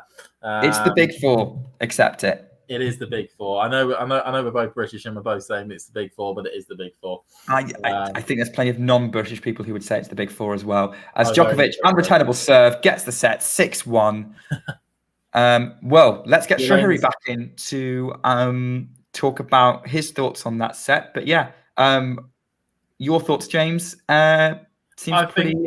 That very much seems like it's Djokovic sort of business as usual almost from that set. I suspect he's just had a very slow set there. Granted, it does seem as though the level of Rublev has dipped this set. I know I haven't seen how he was performing in the last set, but it certainly seems this set that he's dipped. If you just get a bit of a replay there of Sinner winning his match there. But yeah, strong from Djokovic. I suspect he'll continue this through into sets 3 and 4 at this stage here. Yeah, what do you think, Nick? What do you see? I think Srihari should answer that question. Cool. Right, I didn't think I'd be back here this soon, but No. yeah. Well, Rublev, like I mentioned, he just was on that high, of winning the first set. By the time it actually sunk in, he's 5-love down. And then Djokovic is just all over him. Again, the experience just spoke volumes. And I think Rublev also had his chances in the third game where he had break point. Could have probably converted that and put more pressure on Djokovic. But then that's where it sort of turned around. And, a lot of errors from Rublev in the following couple of games. Novak got a little loose in the final game serving it out, but no issues otherwise. It was... very much like what we expected, Novak drawing level, and I obviously expect him to win it from here. I think that's a good point. And yeah, I feel very much like Djokovic should be taking control of this now. I mean, just in everything, he looks the better player. I thought he would be, I thought Rublev did well to get that game, to settle down. It'd be interesting to see how this third set goes. Maybe Rublev will make it a bit more competitive. But other than hitting some purple patches, I can't see him doing much to hurt Novak. Yeah, same here. I mean, Novak was sluggish and tight in that opening set. Rublev took his chance, and credit to him for that. But now that he's dialed in, it's hard to see a way. I mean, unless there is a set where both of them are sort of serving lights out and it gets to a point where it is a tiebreaker, or Rublev gets to 5-4, 6-4. He is serving first in the third set. Unless it gets to that point, I think Novak is taking from here. It's only a matter of how much more comprehensive he is from here. We're getting a good shot here of Djokovic stretching. I think is Rublev having a break? Has he gone off court? I think he has gone off court. Yeah, well, my stream is ahead and he's just gotten back. So yeah, I think you and I are on the same. I think James and I, we're on the same stream, right? Are you watching the centre court stream on iPlayer? Yeah, I paused it for a few seconds just to make sure we're equal here, Nick. Just okay. I think there was a bit where I did originally go on to what felt weird, normal TV. Not a digital stream. Because I watch on iPlayer, I'm behind the regular TV, but it means that if I choose iPlayer and I choose the centre court stream, I don't have to worry about flipping channels whilst trying to commentate. Yeah. No, that's a good thing. Third set's on the way. I'll tune out and I'll see you at the end of the third set. All right, brilliant. Cool. Okay. Ghost has a very important question, which is Pims any good? Have you ever? He's never had it. I've never had Pims. Have you never had Pims? I've never had Pims. People I've ever been with have always said they don't really like it, but I know I do need to try it at one point. Pims is actually quite sweet, especially when you add fruit to it. But it's actually you need to get the mixer right. But it's kind of a sweeter drink, and I know people aren't necessarily a fan of sweeter alcohol. Anyway, we're back on track now as Rublev is serving. Djokovic is slicing a backhand to the Rublev backhand. They're trading backhand still. Djokovic changed direction with a slice. Rublev goes cross court. Djokovic goes up the line. Rublev chops it back into play. Djokovic still runs it down, gets the backhand winner, 15-0. Mm-hmm. Yeah, for sure. 2 seconds, I need to get something off the table, and then I'll.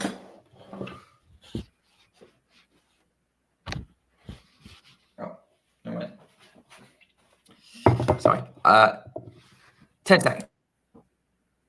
We're so it's just 30-15 at the moment to Rublev on his own serve. Djokovic just looking at the racket and looking at his opponent a little bit more bizarrely there. So Rublev down the tee. Looks like that should be an ace. I think that is an ace. Yep, 40-15 there to Rublev. Very good serve down the tee actually in the end there. Bringing up an ace stat, which shows that Rublev has only two actually for the set so far. I know Rublev is very good when it comes to his elements. Yeah, for sure. Okay, looks like he's regrouping well then, Rublev, which is great to see. As Djokovic gets a net cord, Rublev goes up the line, Djokovic slices, Rublev shanks the forehand out, 40-30. Although having said that, this is the disadvantage of the way we're doing it. Maybe we need to change streams because obviously we are very far behind the actual live score. Are you going to move over to normal TV, or are you going to keep on here? Or I mean, it depends if normal TV moves around, doesn't it? Because if normal TV flips between BBC One and BBC Two, then we've got to navigate that whilst trying to stream. The joys of the streaming issue, everyone in the chat, everyone watching at the moment. I at the moment have got what is my sort of like an American Airlines blanket, which is a weird thing I'm able to find, blocking part of the screen so I don't see the updated scorecard. That's how I'm keeping it. I think I'm just more thinking about the viewers, like, why on earth are they saying something that's already happened? But it's Rublev. It's just changing ends now. It's first game to Rublev,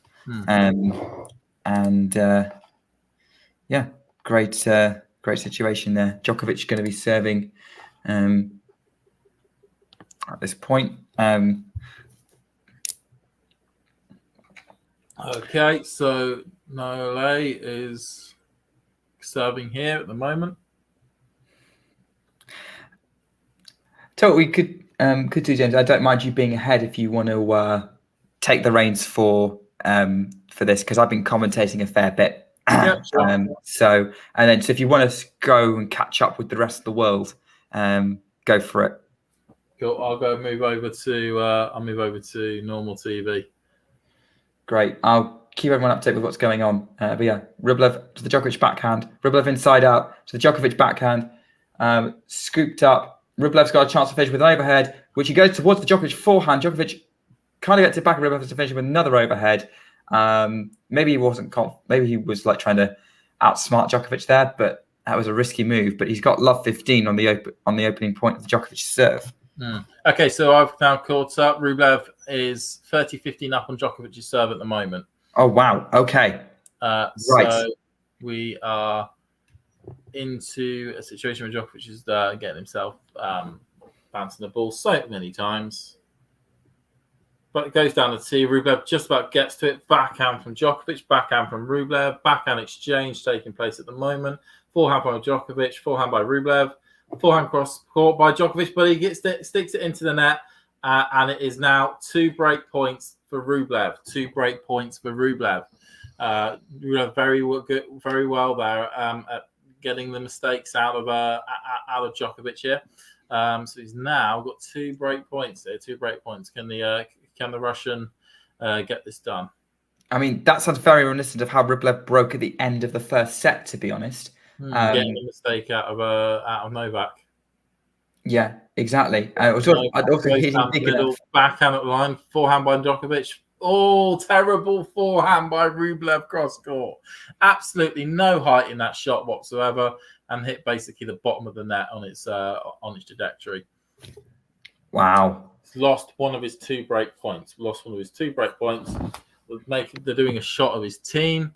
A lot of them are wearing things with hats. Now I'm in front of Shahiri. Well, look, we've got to keep up with the live score, Shahiri. So down the cross court by Djokovic, down the line by Djokovic, forehand by Rublev tries to go. It's a running forehand winner, but he hits it long. It's weird because he was running towards it, trying to hit it cross court. Absolutely no control over that shot whatsoever. To get a great shot at centre court with the absolutely packed stands, which is great to see. When is Wimbledon ever not, centre court ever not packed? Well, barring that one weird section in the stand for the corporate boxes, which never get bloody filled for some reason. Small gripe. Down the line. Long there by Rublev. Djokovic now has advantage. He did a great serve down the tee. Rublev was unable to get anything meaningful on that and fired it long. Oh, interesting thing I saw for Rublev. I know that those of you who are coalescence of tennis Twitter, or at least scour it from time for a fair bit, will see that he's for some reason taken a wild card into Hamburg in a couple of weeks' time. I mean, he's got a good history with that tournament, and he's comfortable enough on clay. And we know that he's very good at forehand long by Rublev. He's just lost there, but carry on, Nick. Sorry, what? Carry on, Nick. Sorry, he's just hit it long, Rublev, so it's now 1-1. Okay, yeah, we know he's very good at vulturing 100s, 500s even. Yeah, because I think you're correct. He won the tournament was 2 or 3 years ago in 2020. Yeah, beat Tsitsipas in what was an absolutely barnstorming final. Yeah. That was a time period in which he started to be known as the 500 king. Well, yeah, a bit like Casper Ruud's the 250 king. Yeah, but Casper Ruud's in Hamburg as well. Maybe he's looking to get to sort of snipe an easy 500, get rid of that title of the 250 king. 250 king. But then you'd have to take down the 500 king, which is Andrey Rublev. Yeah, well, they're also both playing each other, both in the same tournament in Borstad as well the week before. They're going to get to know each other quite a fair bit. Are they both trying to vulture clay court tournaments? I think they both are. They've joined a merry band there. Just because I found those tournaments so bizarre and so unique and sort of cutesy almost. I do like to keep an eye on the entry list for those events. And both Rublev and Ruud are down for both Borstad and Hamburg. Tell you what, nice for sort of odd 250 tournament. The last grass court tournament of the year is actually Newport. I've got a sneaking suspicion that Murray's going to be taking a wild card into that. What's making you think that? Because he'll want to get seeded for Queen. Sorry, he wants Queens. Fraudulent slip. He'll want to get seeded for the US Open after what near thing here.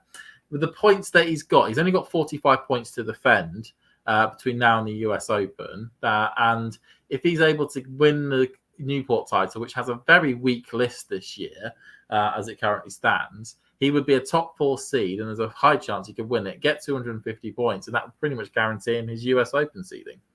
That's not a bad shout, to be fair, and we know he's got on grass. Interestingly, talking about the entry list for Newport, Kevin Anderson's back. He is. Which I did not think would happen. Big Kev is back from South Africa. I wonder what's brought about his decision to sort of come back to the game. Yeah, because I don't know. I was a bit like he kind of retired a little under the radar, and then now he's back. So, I mean, credit to him. And I think Anderson was a bit of an underrated player, and everyone keeps forgetting he reached 2 major finals, one of which was by beating Federer. But maybe it was because he had a brilliant 12 months right at the end of his career. Who knows? Yeah, it was. I suspect it's a bit like there was a period of time where his serve was just on fire for one big tournament, and it all came to fruition on that one. I'm looking forward to seeing Kevin Anderson back. I'm quite excited at the moment to see how Ken Nishikori's doing on his sort of comeback to fame. I know he won the Caribbean Open a few weeks back. Being the first, I think, unranked player ever to win a challenger event, and he got to the second round. I think it was at the Brooklyn Hills or something, which is these sort of American hardcourt events, which are now starting to pop up more and more as we move towards the American hardcourt swing. And I know he's down to play Chicago, I think either next week or the week after, before hitting Washington after that. So it'd be good to see Ken back on the tour. I know there was a lot of false dawns or red herrings, probably the better term to use, at the last year when it came to when his comeback was going to take place. And we know his injuries have been taking a lot longer to get ready for than what he initially anticipated. But yeah, on that one there. Yeah, interesting. I'm just having a look at these entry lists that you've been mentioning for like the tournaments next week after Wimbledon on the ATP. And well, Tommy Paul's the top seed in Newport, which I wasn't going to call. Also in Bastad with Rudin Rublev is Musetti, no surprise, and Zverev. Yeah. Zverev is also down, a lot. The Borstad list is actually, if you look at the two clay court events that are taking place. Sorry for everyone that thought that we were going to be talking about Djokovic versus Rublev, which has got ourselves sidetracked by niche little tennis things, which is always excellent.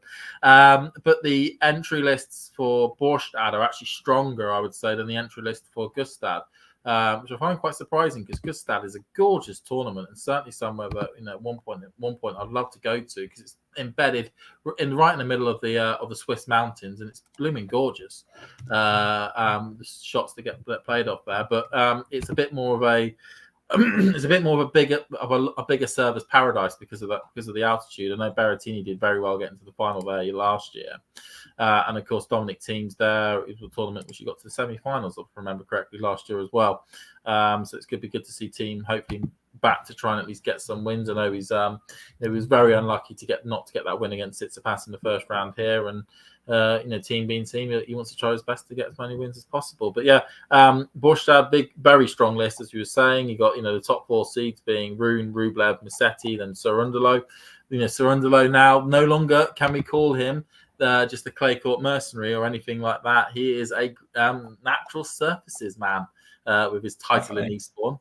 I remember I was there actually for the final, and you can see the shock in his victory speech. He was like, "I didn't expect to really win a title on grass." No, I don't think anyone really expected you to win a title on grass, Francisco. No, absolutely not. But I don't know. He did decent at Queens. Oh, I remember him being good at Queens about last year before I don't know. Did he lose to Peniston? I think, it was Peniston that he lost. Peniston lost to Granovic straight after. As it's 2-2 at the moment now between Rublev and Djokovic. Yeah. Just for those who might be interested, the second seeds in the women's doubles, Goff and Pegula, are in trouble on court 3 against the 2020 US Open winning pair, Lara Siegmund, friend of the show, and Vera Zvonareva. Ah, interesting. That one. That's an uptake. Yeah. That would really open up the women's doubles, I think. I saw someone as well just mentioned in the chat about who is Jan Chonsky. Yes, because he's just beaten Alex Molchan in a challenger. He has. Chonsky going from strength to strength to strength. The what is it? It's German British, yeah. German British, Polish mother, British father, or either which way around that, but raised in Germany on the clay courts, which actually makes a really weird situation where Jan Chonsky's favourite surface is clay.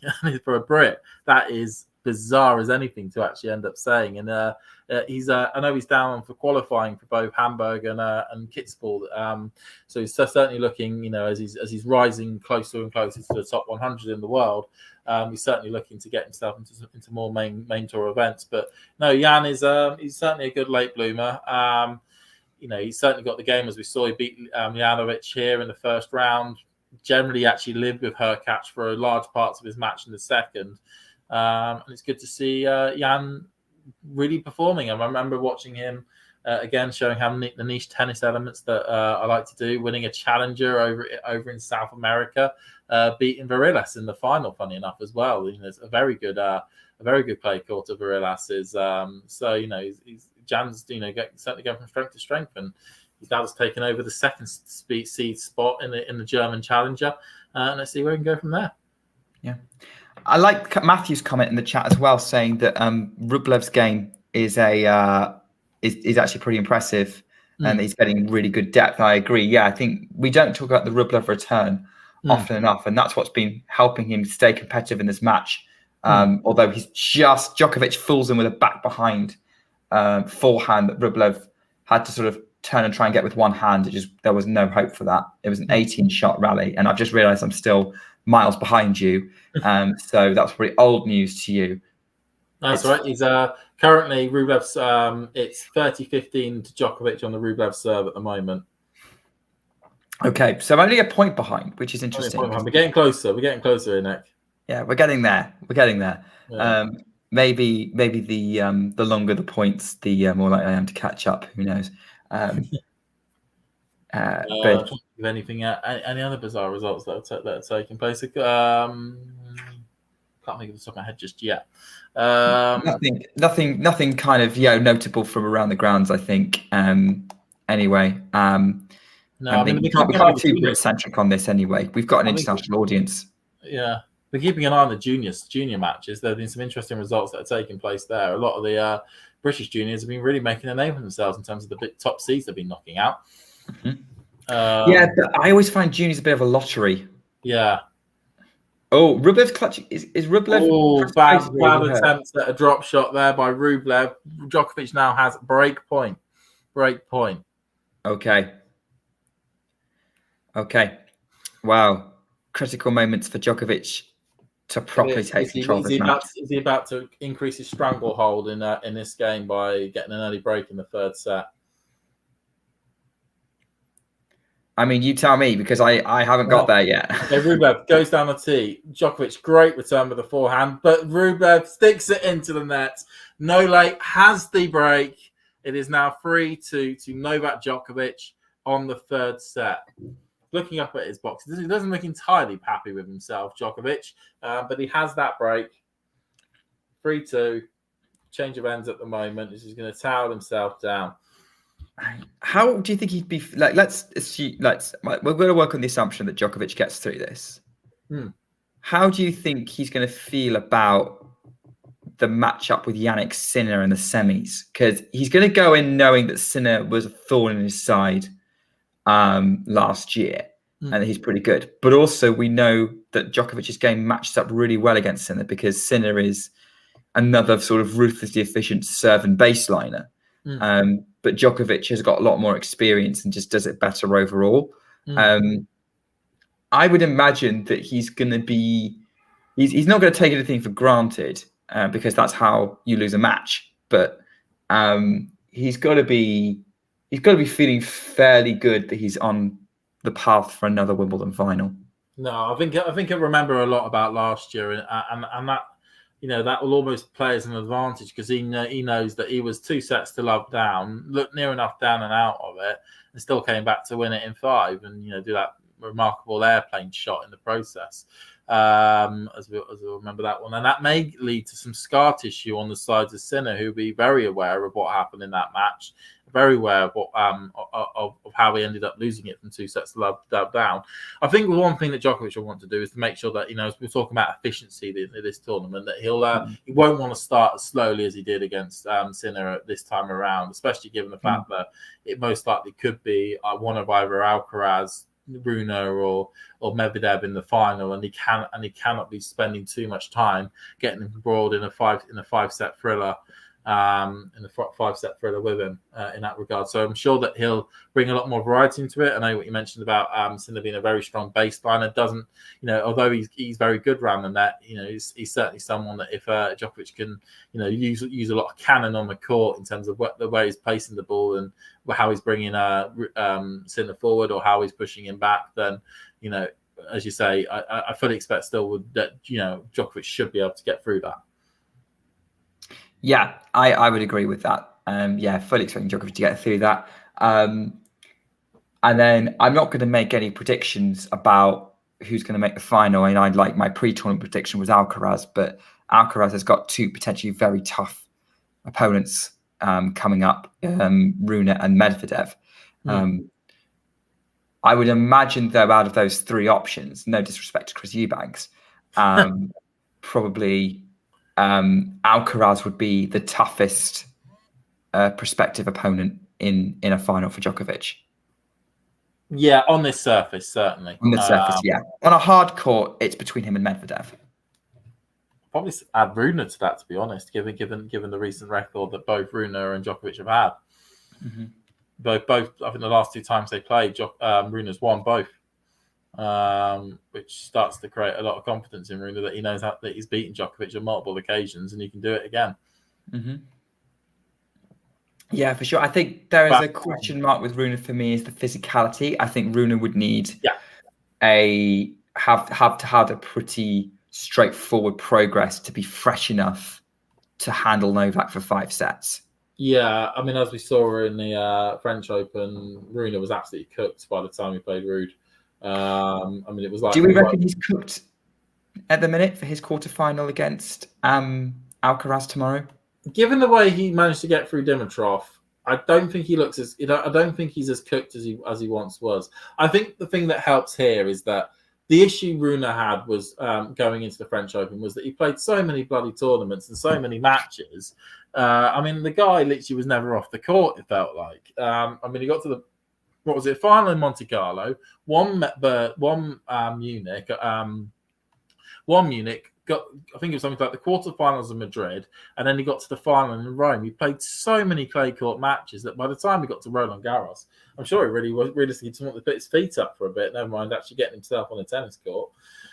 But on the grass court swing, however, he only played one tournament. I think that was and that was Queens and getting to the semi-final. So he picked up 4 matches. He got a bit of a feel for the grass. So he actually has come into Wimbledon with almost the perfect preparation to actually not be overcooked and to be fairly confident on the surface. Yeah, yeah, I would probably agree with. I could see your point there. I mean, at this stage in his career, because I don't think it ever really affected Nadal trying to win Roland Garros, playing that many matches, given he usually played 4 warm-up tournaments and won at least 2 or 3 of them every year. But I think it was only really 3 tournaments he would the majority of his stages he played. He always did Monte Carlo, Barcelona. Oh yeah, Barcelona. Yeah, Barcelona. Fair point. But remember, when Nadal did it, they didn't make the clay court events 2 weekers. They were simply one week events. So he would always get a week off between Barcelona and Madrid, and then he would get a week off after Rome. Yeah, but that's a different match recovery. To like he's probably played the same, if not more matches than Rune. I think Rune probably could have got away with it.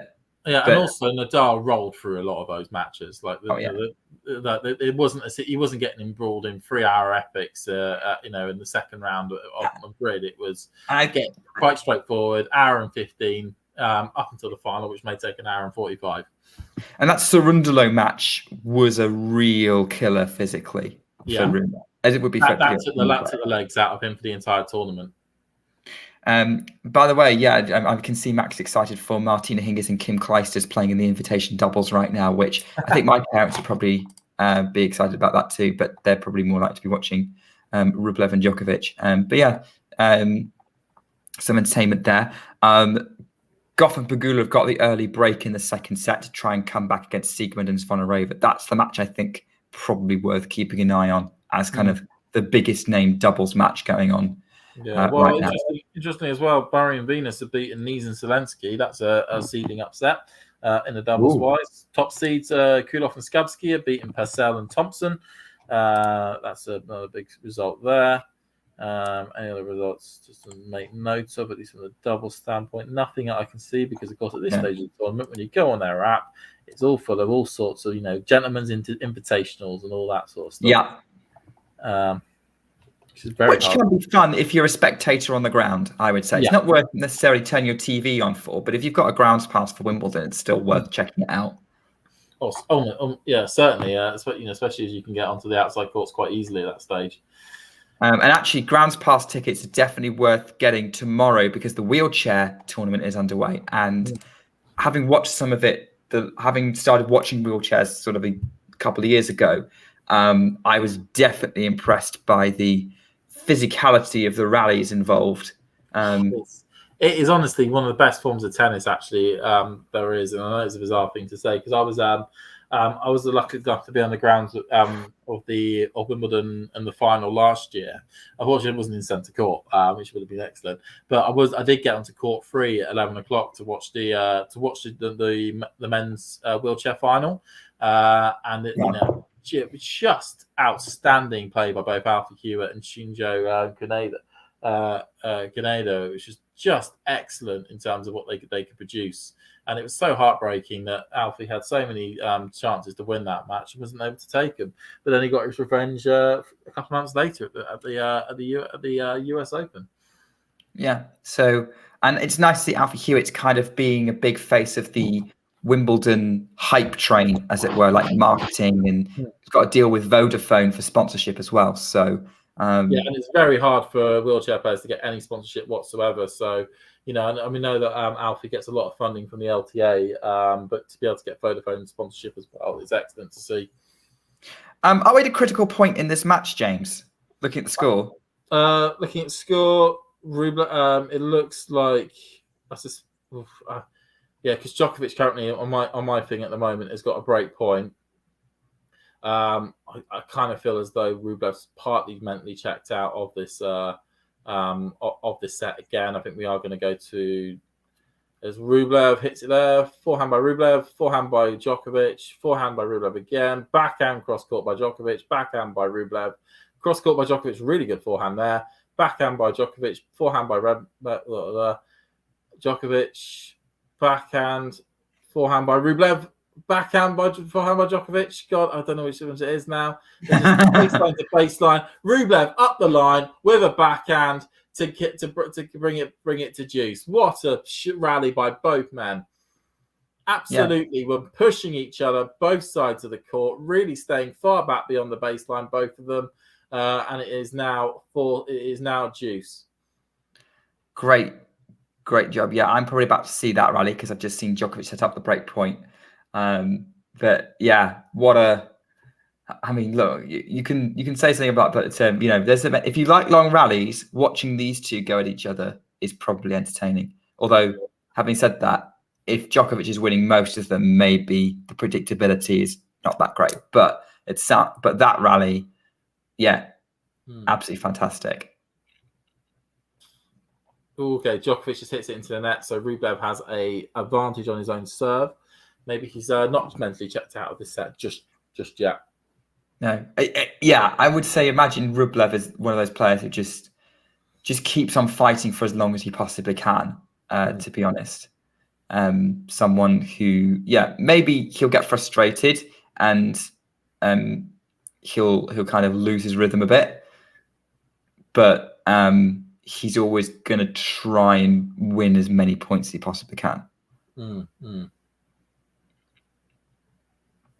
That's going to be exciting. Just going backhand by Djokovic, forehand by Rublev, backhand, forehand by Djokovic, forehand up the line by Rublev, and Djokovic hits the net. Another mistake brought out of the Djokovic racket by Rublev. He is still just in this set. Keeps it to one break, because otherwise we would have been talking about Djokovic being in full control here. If you've already broken in once, Rublev, you may be able to sneak a break here. That's what you need to hold on to. Yeah, absolutely.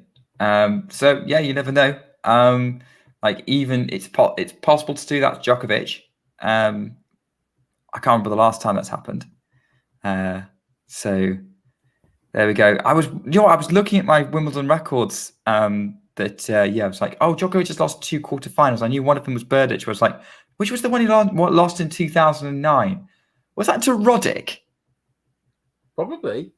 Crikey, it was either Roddick or Haas, because I think Federer beat Tommy Haas in the 2009 semis. Let me look that up a minute. Like a bit of research. Shrewi's confirmed it. Stolen my thunder there, Sheree. It was Tommy Haas. Yeah. Haas, or however you want to pronounce the A's. Haas, I don't know. Yeah, Tommy Haas. Yeah, player who, definitely, maybe kind of the I don't know what category you'd put him there, but yeah, there you go. Germans. That was a weird time in Djokovic's career because just come off the winning Australia, but still really had some issues when it came to certainly his physicality and his level of play in tournaments. I mean, generally, when you want to talk about how great Djokovic is, you are looking from 2011 onwards. Yeah, for sure. Oh, yeah, the Djokovic in 2011 was almost unrecognizable from the Djokovic we'd had even the year before. Yeah. I remember, I can't believe I'm remembering back that far. It was the Australian Open in 2011 where it was like Murray versus Djokovic. And I was like, okay, this is not Federer. This isn't Nadal. I think Murray could do it here. I think we're finally going to see Murray winning his first Grand Slam.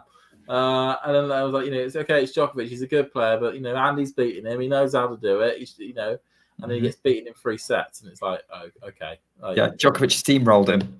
Yeah, Djokovic steamrolled him. Like, oh, great. This is So we've got another person that's going to be ahead of Andy on his mission to try and win a Grand Slam. Yeah, which he eventually got, and he did actually get through Djokovic to get it as well. He did twice as well. Yeah. Even though it's still, I think, one of the biggest crimes in tennis, how Andy Murray never at least picked up one Australian Open. It's ridiculous. I mean, you could say that also about Ken Rosewall never getting Wimbledon or Bjorn Borg never getting US Open, despite multiple finals. It's certainly up there with those lot in terms of they've come so far and yet they've still not somehow done it. Yeah, or Andy Roddick at Wimbledon. Oh yeah, he was in a number of Wimbledon finals. 3. I mean, I keep thinking 4, but only because practically that semi-final between him and Federer in 03 was kind of the final because whoever was winning was going to be favourite against Filipoussis. Oh yeah, who did play well in that final, but obviously wasn't enough to challenge Federer. I mean, fair point. Yeah, if you've lost 4 finals and they're all the Djokovic or Federer, then Murray. I can't think of anyone like him losing like a final to someone he shouldn't have. I can't think of it. There was never one because he always ended up playing up with Federer or Djokovic in the final. He never lost to anyone under that. He had a weird dip straight after that after that Olympic run where he lost to Cilic in the Cincinnati final, Nishikori in the US Open, and won Martin Del Potro in the Davis Cup. But the Nishikori and Del Potro matches went 5 sets, I think, and the Cilic match, I think Murray was just a little maybe gassed.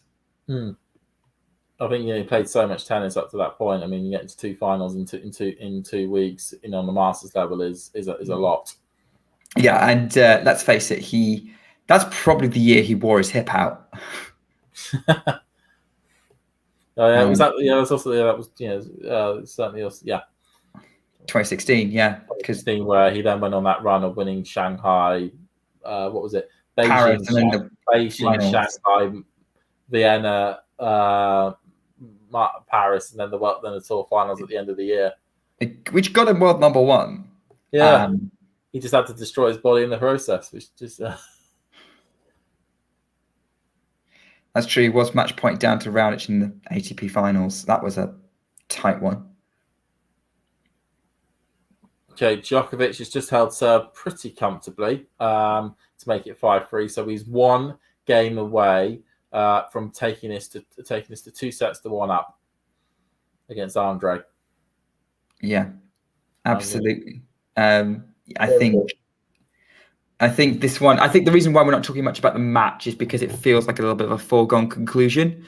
And this, we do apologise to anyone that wanted, real depth, point by point analysis. We just ended up getting, We're also working at a slight disadvantage in that James is somewhat slightly ahead of me by a few points. I think what I'm probably going to do is at 7 o'clock, I'm going to switch over to the TV once we know what channel they're putting the One show on. I mean, the One show is all important. They've got to work out what we're going to be putting that on. I was going to go somewhere about the BBC presenter, but I won't. No. We don't want to get done for libel, James. No. So, well, we're in a. But yeah, that kind of gives you an insight of sort of like the UK, the overall BBC coverage. You can kind of take or leave, but I love all the court options you get, and the fact I've been able to multi-screen for like a week is brilliant, which you can't do on Prime. But the fact if you're, I'd certainly say I say Prime's coverage of the US Open to me is the benchmark of what is a very good coverage of options that you can get multi court process. If you want to have like a presenter led view, you have that ability to do so. Basically, no adverts. The lag between what's actually happened and and you seeing it is very minimal. I would say then the BBC is certainly second with its Wimbledon coverage, but as I think everyone has seen on Twitter, I think the Eurosport coverage is one of the worst I think I've seen of any option. Just down to the fact that Aaron, Nick, sorry. Yeah, I was going to say I think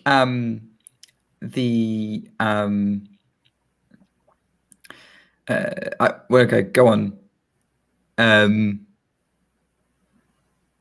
I was going to say I hadn't realized you were still going. Sorry, but I think Eurosport. Yeah, I agree. Is bad. It isn't great. I think Sky will be all right. I think Sky will be better than that. I'm not going to commit to getting a full Sky package myself, but I am going to get the Now TV pass for the month. I have Now TV. Well, I say I have Now TV. I already have Now TV because I share a subscription with my brother and my dad. Because we're F1 fans. Oh, of course. I mean, it makes sense. Okay, because I know that from January next year, I'm going to have to get the full Sky thing to be able to watch all the different tournaments, especially on the WTA side of things. ATP as well. ATP as well, but granted, luckily I've got I do pay for Tennis TV to at least be able to watch. And the thing that's worrying me is that I remember BT Sport having it, and I remember the adverts, and the adverts, when they do the change of ends, does annoy me because actually some really interesting things happen at the change of ends, and it gets completely, and we don't see it. But I'm going to see what it's like with the Now TV for it. I know it's not going to be the full experience. I won't be able to have every single court, but I'm hoping that they at least provide a good service for that system. It'll be a good service for the system, and it'll even itself out. By the time we get to sort of semi-finals, final, even the quarterfinals, it'll matter less. It's just frustrating in that first week.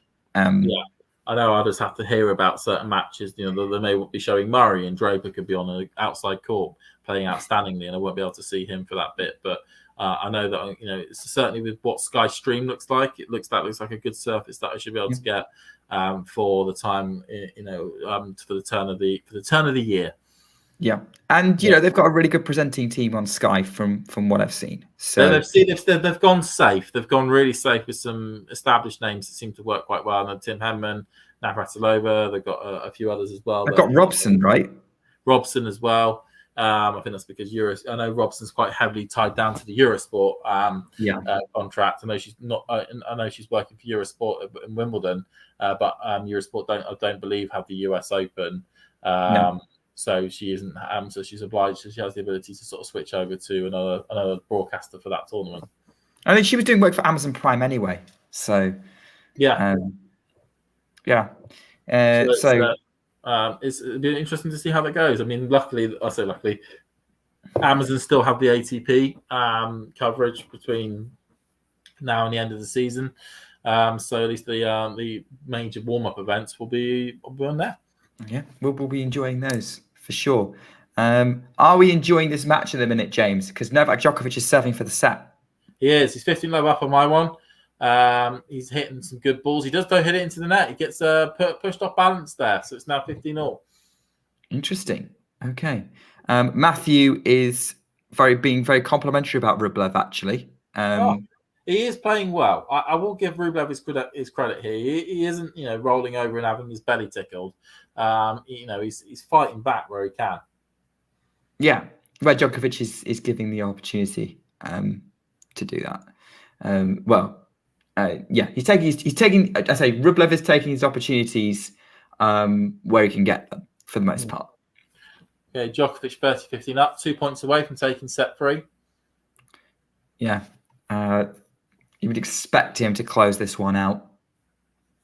Can't imagine, even in his old age,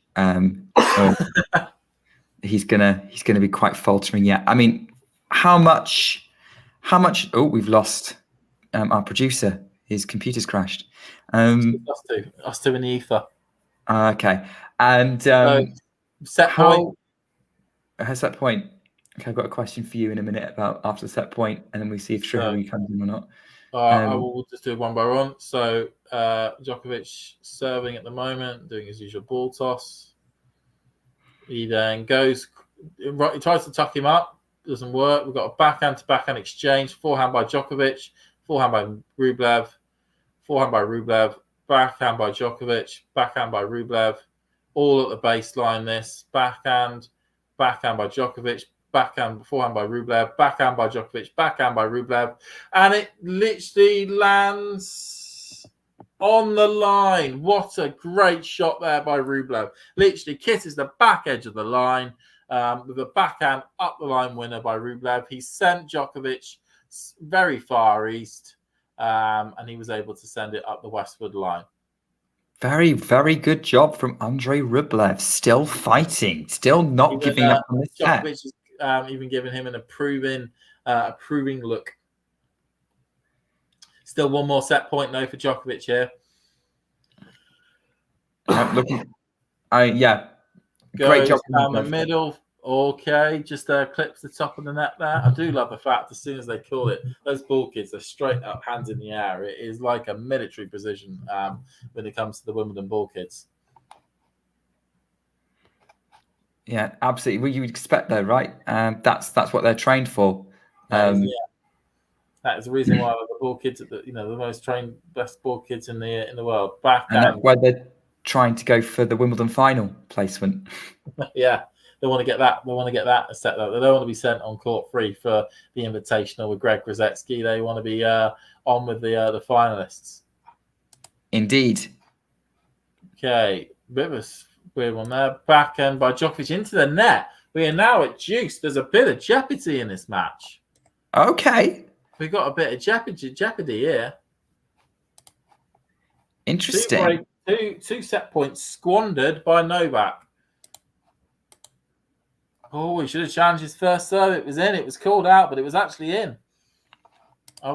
Is the luck of the non-challenge going to come into play at this point here? As we get a heckler just heckling Djokovic in the crowd there. Excuse me. Bless you.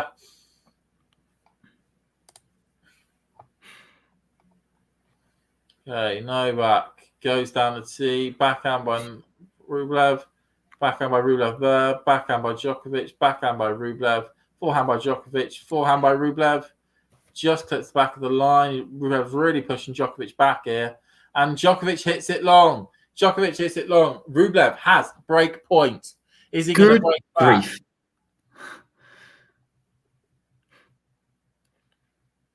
Rublev has break point. Break back point to keep this set alive.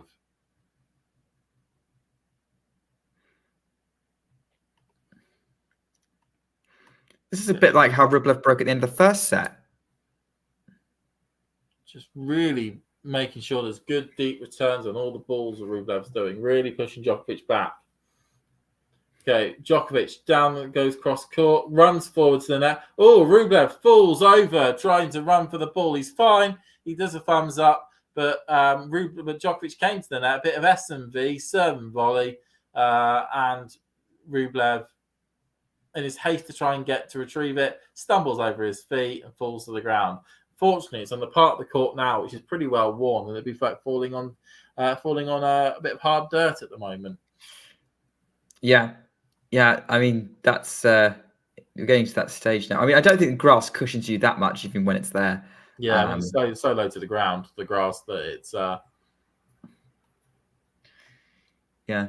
Okay, forehand out wide. Djokovic runs forward again, smashes it round, and Djokovic has now set point. He has now decided that he's going to roll back the years to the 1980s and he's going to S&V each point. He's channeling everything that Goran Ivanisevic has taught him. He has. He's thinking. He's thinking. Boris Becker's wrong word. He's thinking he's Bjorn Borg and John McEnroe rolled into one at the moment.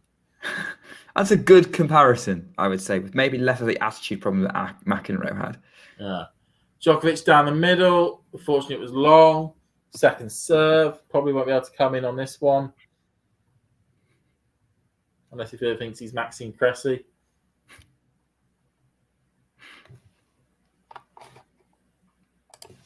Okay, Djokovic goes cross court, backhand by Rublev, backhand by Djokovic, forehand by Rublev. Already taking control of this point. Whoa, these are some big wide balls. Backhand by Djokovic, forehand by Rublev, backhand by Djokovic down the line. Rublev just about receives it. Down the line by Djokovic, but hits it long. He hits it long. Back to deuce, third deuce. Well, I don't think we'd expect Djokovic to have this much trouble this tournament, but Certainly trying to see it out, not like this.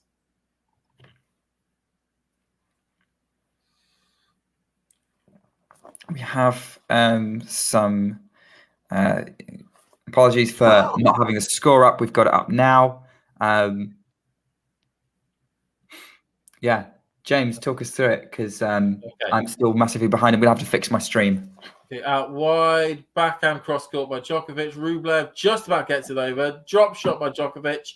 And backhand by Water, backhand by Rublev. Djokovic came to the net. There was a drop shot it. Rublev just about got to it. Djokovic then hits it past Rublev, who runs around and is able to, without even looking where the net is, just cross court on that return past Djokovic. He has now got a break point. Wow.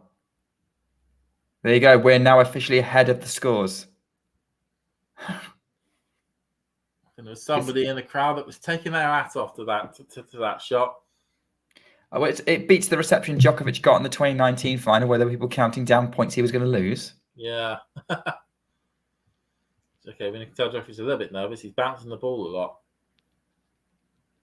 Cross court, unfortunately, wide. Second serve. Real chance here for Rublev. Real chance here. Rublev gets himself set up.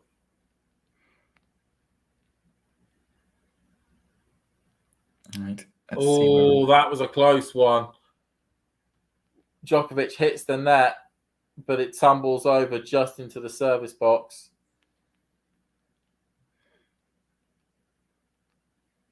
See, Rublev was really up for this one. Djokovic cross court, backhand by Rublev, backhand by Djokovic, backhand by Rublev, backhand by Djokovic, backhand by Rublev again. A little bit of slice on it. Forehand by Rublev, forehand by Djokovic, backhand by Rublev, long, backhand by Rublev, long. It is now back to the fourth deuce. He went for the winner. He tried to get it sorted there and then, and unfortunately just didn't have the direction on that ball. We are now back to deuce. We're now back to deuce. Okay, I'm just in the process of this. Let's see how far.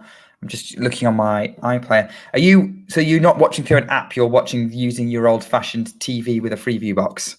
Oh yeah, just an aerial into the TV. Right. Feels like the back of the year 2000. Cross court hits. You weren't even born in the year 2000, James. No, I was born in 1996. Okay, never mind. I'm trying to be nice to you. Yeah. Okay, that goes to show how far behind I am because I've just tried to fix my stream and I'm still just seeing the break point Rublev had. Okay, down the tee there by Djokovic. Backhand by Rublev, long. Backhand by Rublev, long. He's challenging, but he knows it's a frugal attempt. He's really annoyed with himself, absolutely venting at his box at the moment. And it was well long. It was, you could certainly fit a pencil in between that gap.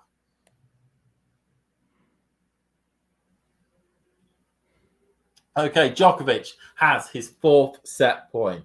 Is he finally going to get this sorted? And can I finally go to the fridge and get a beer? That is the question that everyone down the line, backhand Back forehand by Djokovic into the net. Into the net. We're still going. Service game by Novak. I'm sorry, James. I cannot rescue you. There is no way I can get my stream to be in sync with yours. I do not have old-fashioned. I do not have a TV aerial. Oh, okay. I'm all digital, my friend. All digital. You may have to listen to me talk through this. Unfortunately, I mean, yeah, it's that, or we hide the score and I can talk, but massively delayed. Forehand down the line, just about goes over. Wide though by Djokovic.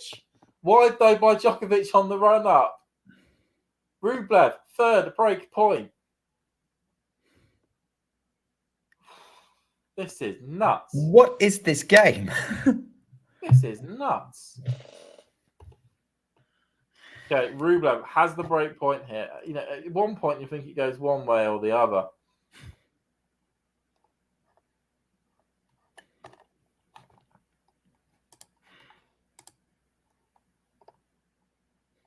Down the tee by Djokovic, goes long.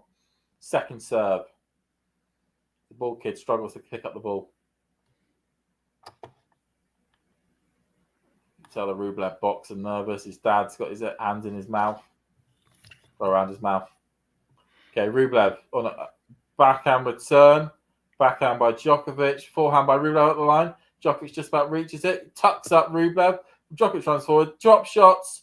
And Rublev tries to hit across a passing thing. It doesn't work. Goes into the net. Djokovic celebrates to the crowd with absolute degree. It is the sixth deuce.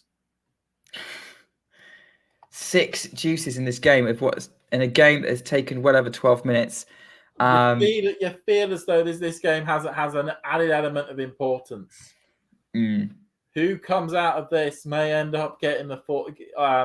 You could certainly say if Rublev comes out of this and is able to get the break, you could fancy him to finish off this set. If Djokovic gets this, you think he's in a very strong position going into the fourth. Yeah, I would probably agree with that assessment. Although having said that, is Novak Djokovic, even if you broke his serve later on. Firing wide. Tries to do a bit inside out. Does end up catching Rublev out a tad. It is now a fifth set point for Djokovic. Rublev is making Djokovic's life incredibly hard, and full credit to him for doing that, because I think a lot of people were writing him off to do that, but he's able to keep up with Djokovic in these rallies.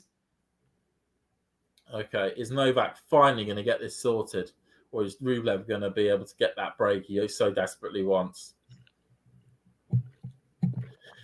Okay, so Djokovic bouncing the ball a lot, and he sticks it wide. Backhand by Rublev, backhand by Djokovic, forehand by Rublev, forehand by Djokovic, wide, still in, forehand wide by Djokovic, Rublev scrambling for it, it lands, and it lands out, and Djokovic takes the third set, takes a 2-1 lead on centre court.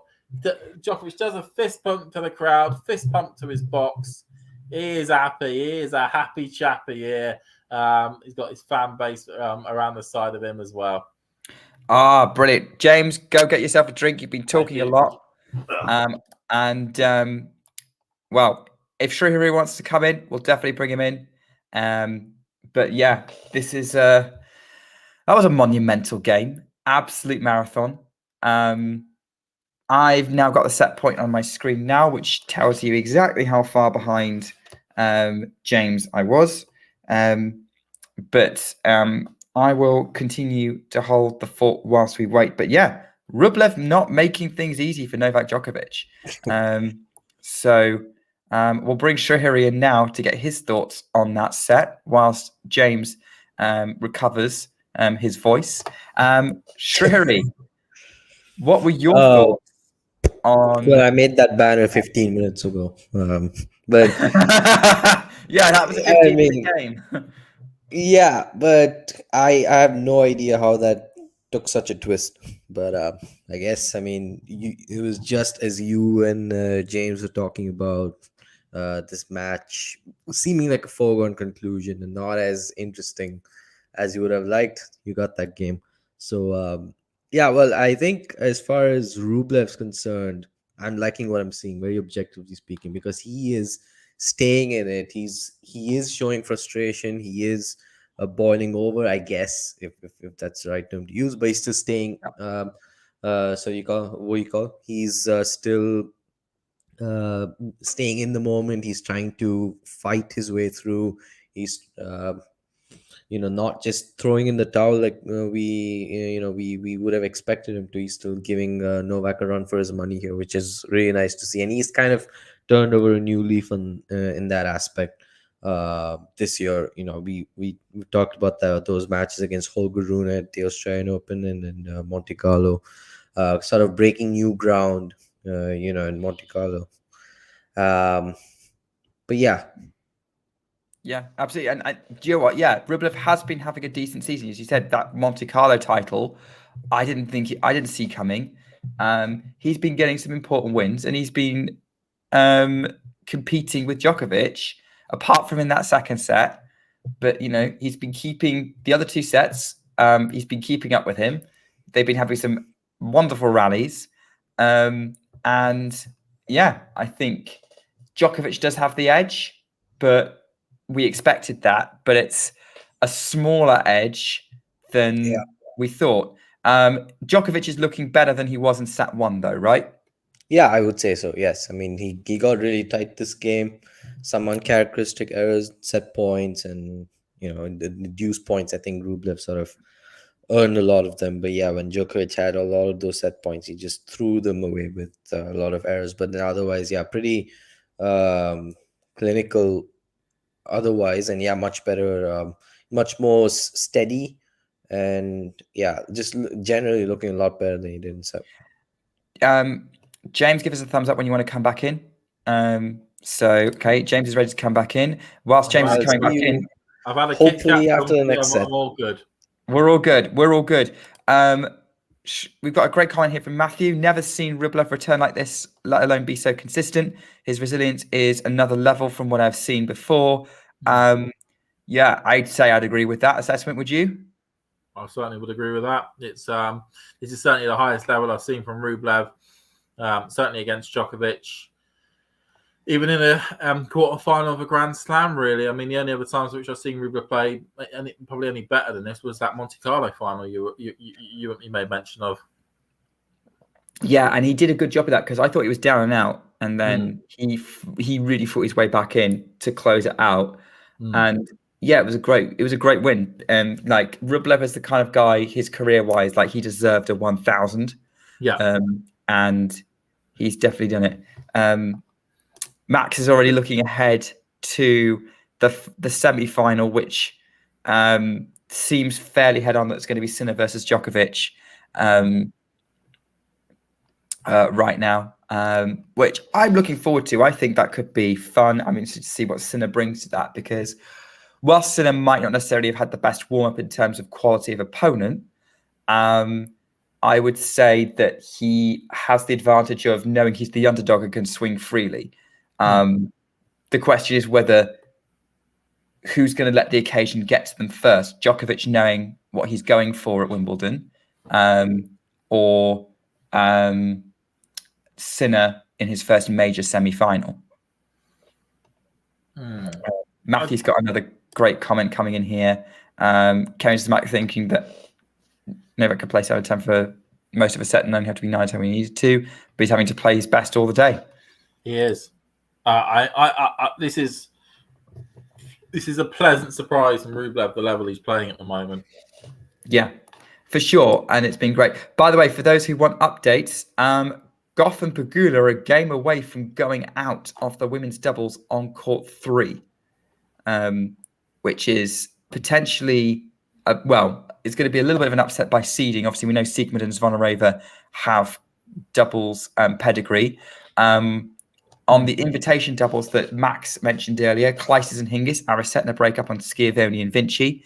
And on number 2 court, Caroline Garcia and Luisa Stefani lost the first set on a tiebreak to Shea Su Wei and Barbora Strycova, who are now a break up in the second set as well. So maybe about to advance to the semi-finals, Shea and Strycova.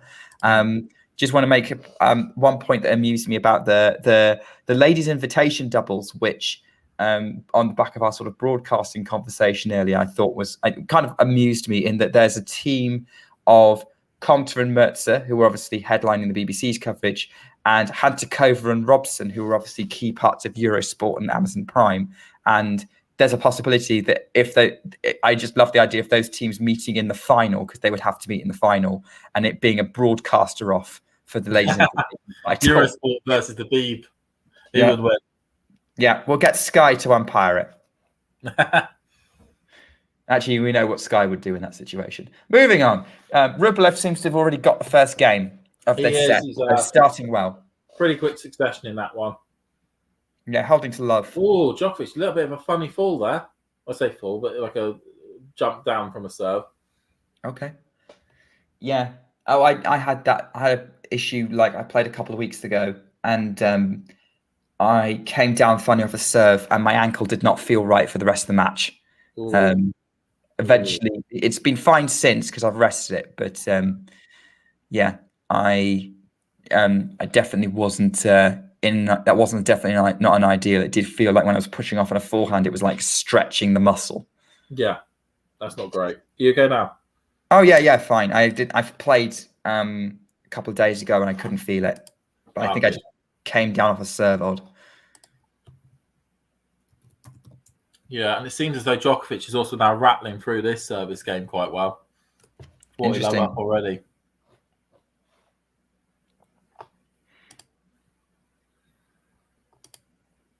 Yeah, that's going to be an interesting one there. So Djokovic tries to go down the line. That wouldn't necessarily work out.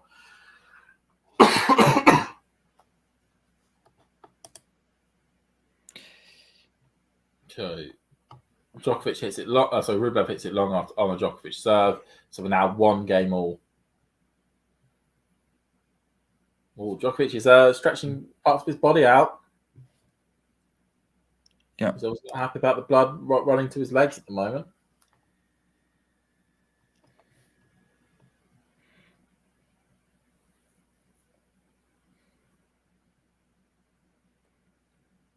Yeah, there's no way of me catching up to you, mate. So we're relying on you to tell us what's going on. That's okay. So it's 1 game all. Djokovic Rublev is serving at the moment. He's got a second serve at the moment. Hits it down the line. Backhand by Djokovic. Forehand by Rublev. Backhand to forehand exchange. Nice, cute backhand by Djokovic. Really taking control of the point that way. Yeah, sliced backhands galore. More slices here than there are on a piece of cake. I'm surprised. I like. They're definitely doing well. We were talking about Rublev and his slice. Wow, Rublev into the net. Djokovic wins the point. Great rally there. Carry on, Nick. Sorry about that. Yeah, I was going to say we were talking earlier about Rublev's slice and how we don't often really see it deployed, but he does seem to be using it now. Unless you want to correct me on that. No, they were both using it quite well there. It ended up going from being both slices to then just basically ball bashing it by the end of that point. And Djokovic was able to move Rublev around enough to make him uncomfortable and hit the net.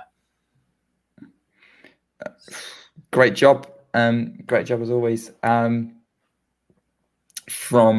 job as always. But yeah, I think it's more like the slice is not a part of Rublev's game. We think of him as using aggressively. If Djokovic tries to go down the line, hits it wide. He ends up falling over in terms of at least loses his balance a bit there. But yeah, 15-0. Sorry, Nick, Aaron. Yeah, I was going to say we don't often think of Rublev using a slice aggressively. Usually uses it as only a defensive shot, but he's done well to. But yeah, he's doing well to kind of use it a bit more proactively, maybe. So it's a change of ends now, right? It's a change of ends, yeah. Okay, obviously. Well, hang on, it's 30-15 to Djokovic at the moment. Apologies. No, that's fine. Don't worry about it. I think the score's fallen behind. I've put on the Sigmunds Vondrousova Goff Pegula match. Because I cannot cope with the fact that you are way ahead of me. I was like, do you know what? Forget it. I'm just going to have a completely different match on. I'll just update on it. And I think I've got a gist of this match anyway, but I might, I'll see if I can get it on in a minute. But, oh, that was close. Forehand by Djokovic. Line really just caressing the net on it. Backhand by Rublev, forehand by Djokovic, moving Rublev across the court. Backhand by Djokovic, backhand by Rublev, backhand by Djokovic, forehand by Rublev, and he hits it long. Rublev hits it long. He's going to challenge. He's going to challenge this. He went to go hit a forehand winner.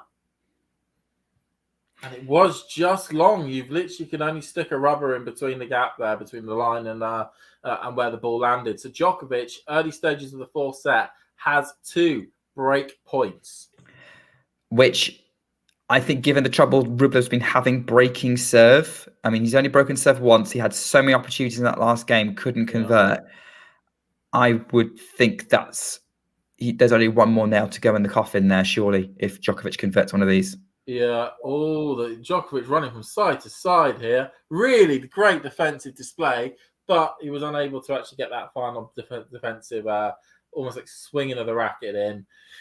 One of the 2 break points has been saved by Rublev. He was able to take control of that rally pretty strongly, as we get a great shot of Djokovic's calf muscles in action as he slides on the grass, acting pretty much as a lawnmower.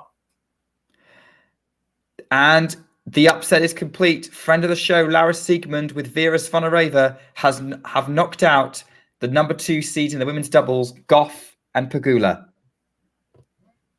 The women's doubles draw is wide open. In the women's doubles there, as Rublev hits it long on a backhand, both were going so close to the line, and unfortunately Rublev blinked and went further than the line dictates. So it is now 2-1 Djokovic. He has the early break in the fourth.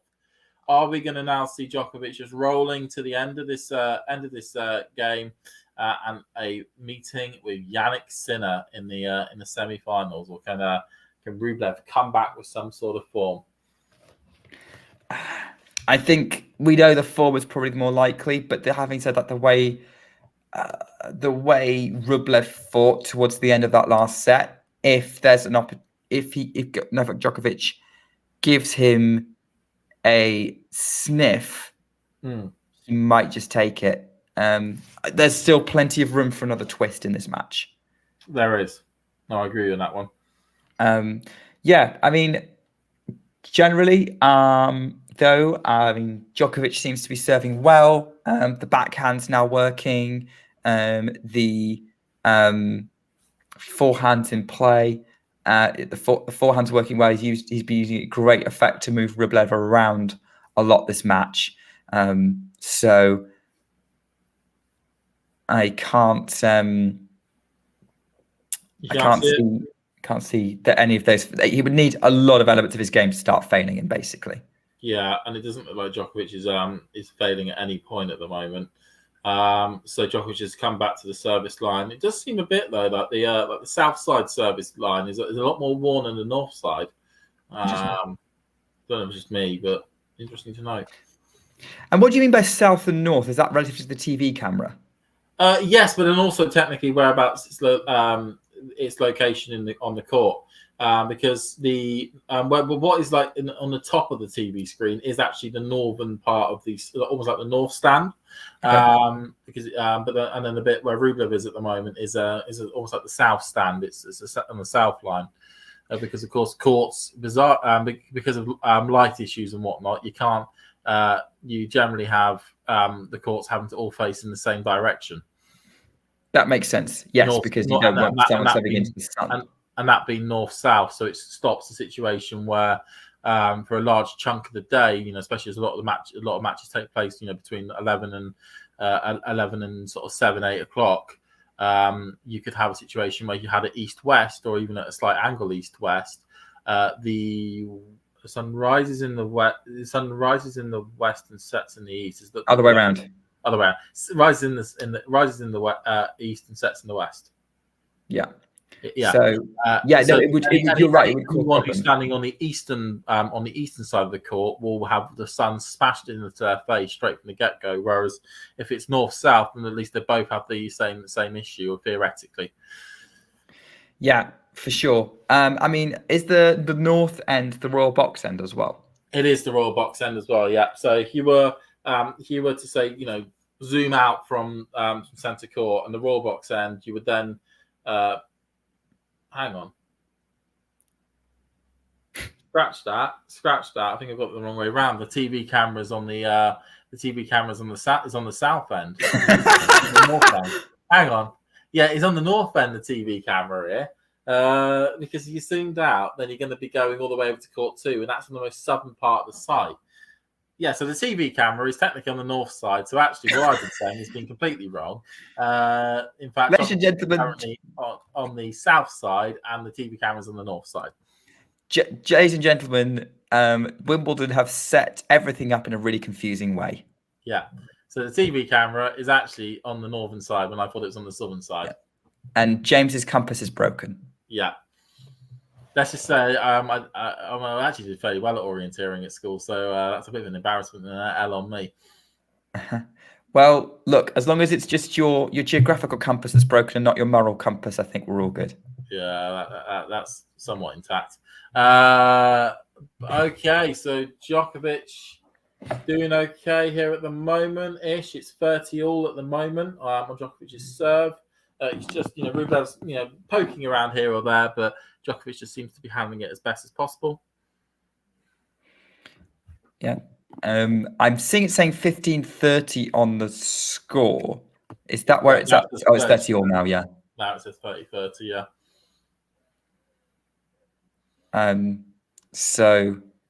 Yeah, I think we're saying Djokovic is digging himself out of this game then. Down the tee, smash to the side. Djokovic 40-30 up. Not to say it like Mohamed Liani, 40-30, as he can do it in his awesome little voice. Funny enough, when I went to Wimbledon on Friday, there's this touristy type bus that you can get from the train station at Wimbledon up to the site. On the same bus was Mohamed Liani, the but the way he was looking out, trying to work out if we're there yet or not, and looking at the clock on his phone, I think he was a little bit late. How unprofessional of Mr. Liani. Yeah, I think he got shoved out the court to court 13 because of that lateness that he decided to play. This is a man who's umpired Grand Slam finals. It's not acceptable. Yeah, just can't show up on time. There we go. We started a conspiracy on the internet to do Mohamed Liani and his timekeeping. There are worse conspiracies to start. Yeah.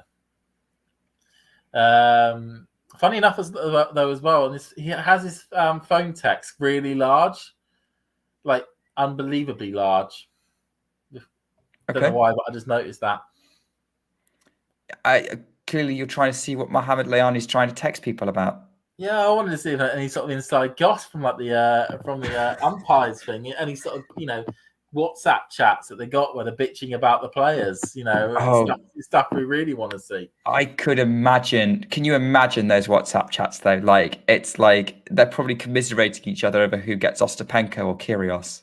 Oh yeah.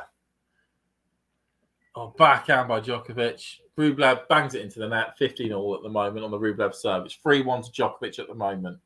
Rublev's really got to be careful here. If he doesn't book his ideas up, or at least keep his ideas booked up, then this set could really run away quite quickly, and then he'll be back in the locker and getting on the first plane to Sweden. Oh yeah, because obviously he's supposed to be playing there, in about a week's time. They'll do a bye. They'll give him a Thursday start. They'll be kind. Yeah. Same for everyone else trying to get to. Well, Eubanks has got to get to Newport. I think he'll pull out. Okay. My feeling is he'll pull out of Newport because he won Mallorca literally the week before. That's a good point, actually. Yeah. He's played so much tennis that I think he'll have to say he'll call it and then he'll come back for Atlanta. That would make sense. Get ready for the US hard court season, which I can't believe we're in a place where we're starting to talk about that. We are. It is literally theoretically 14 days away, near enough, or just under. Thinking about it, with Atlanta being the curtain raiser for the US hardcourt swing. Although Oh, gosh, I feel a bit sorry for the WTA now when it comes to its US hardcourt swing. It's a lot less than it used to be, at least in the North American side of things. That's true. At least they're adding some European hard courts. They are. Warsaw is now turned from being a clay court to a hard court. That may or may not be down to Iga Swiatek's father, just basically getting that sorted for her. But Shouldn't she prefer a clay court? Yeah, but I think the thing is, because she's prepping for the US, it makes no sense to play on a clay when from her perspective, because it's so late in the in that mini clay court swing anyway. It's like the final week, or was the final week. It made sense for that to turn into a hard court ready for her. And also, it's meant that the playing field for that tournament is actually not that bad for a 250. Iga's on the list, and then you've got a range of players ranked between 30 and 90 in the world. Yeah, that's a decent one. And I think also Prague on hard court. Prague on hard court. Well, it's almost so the US hard court swing starts in Central Europe. For the WTA.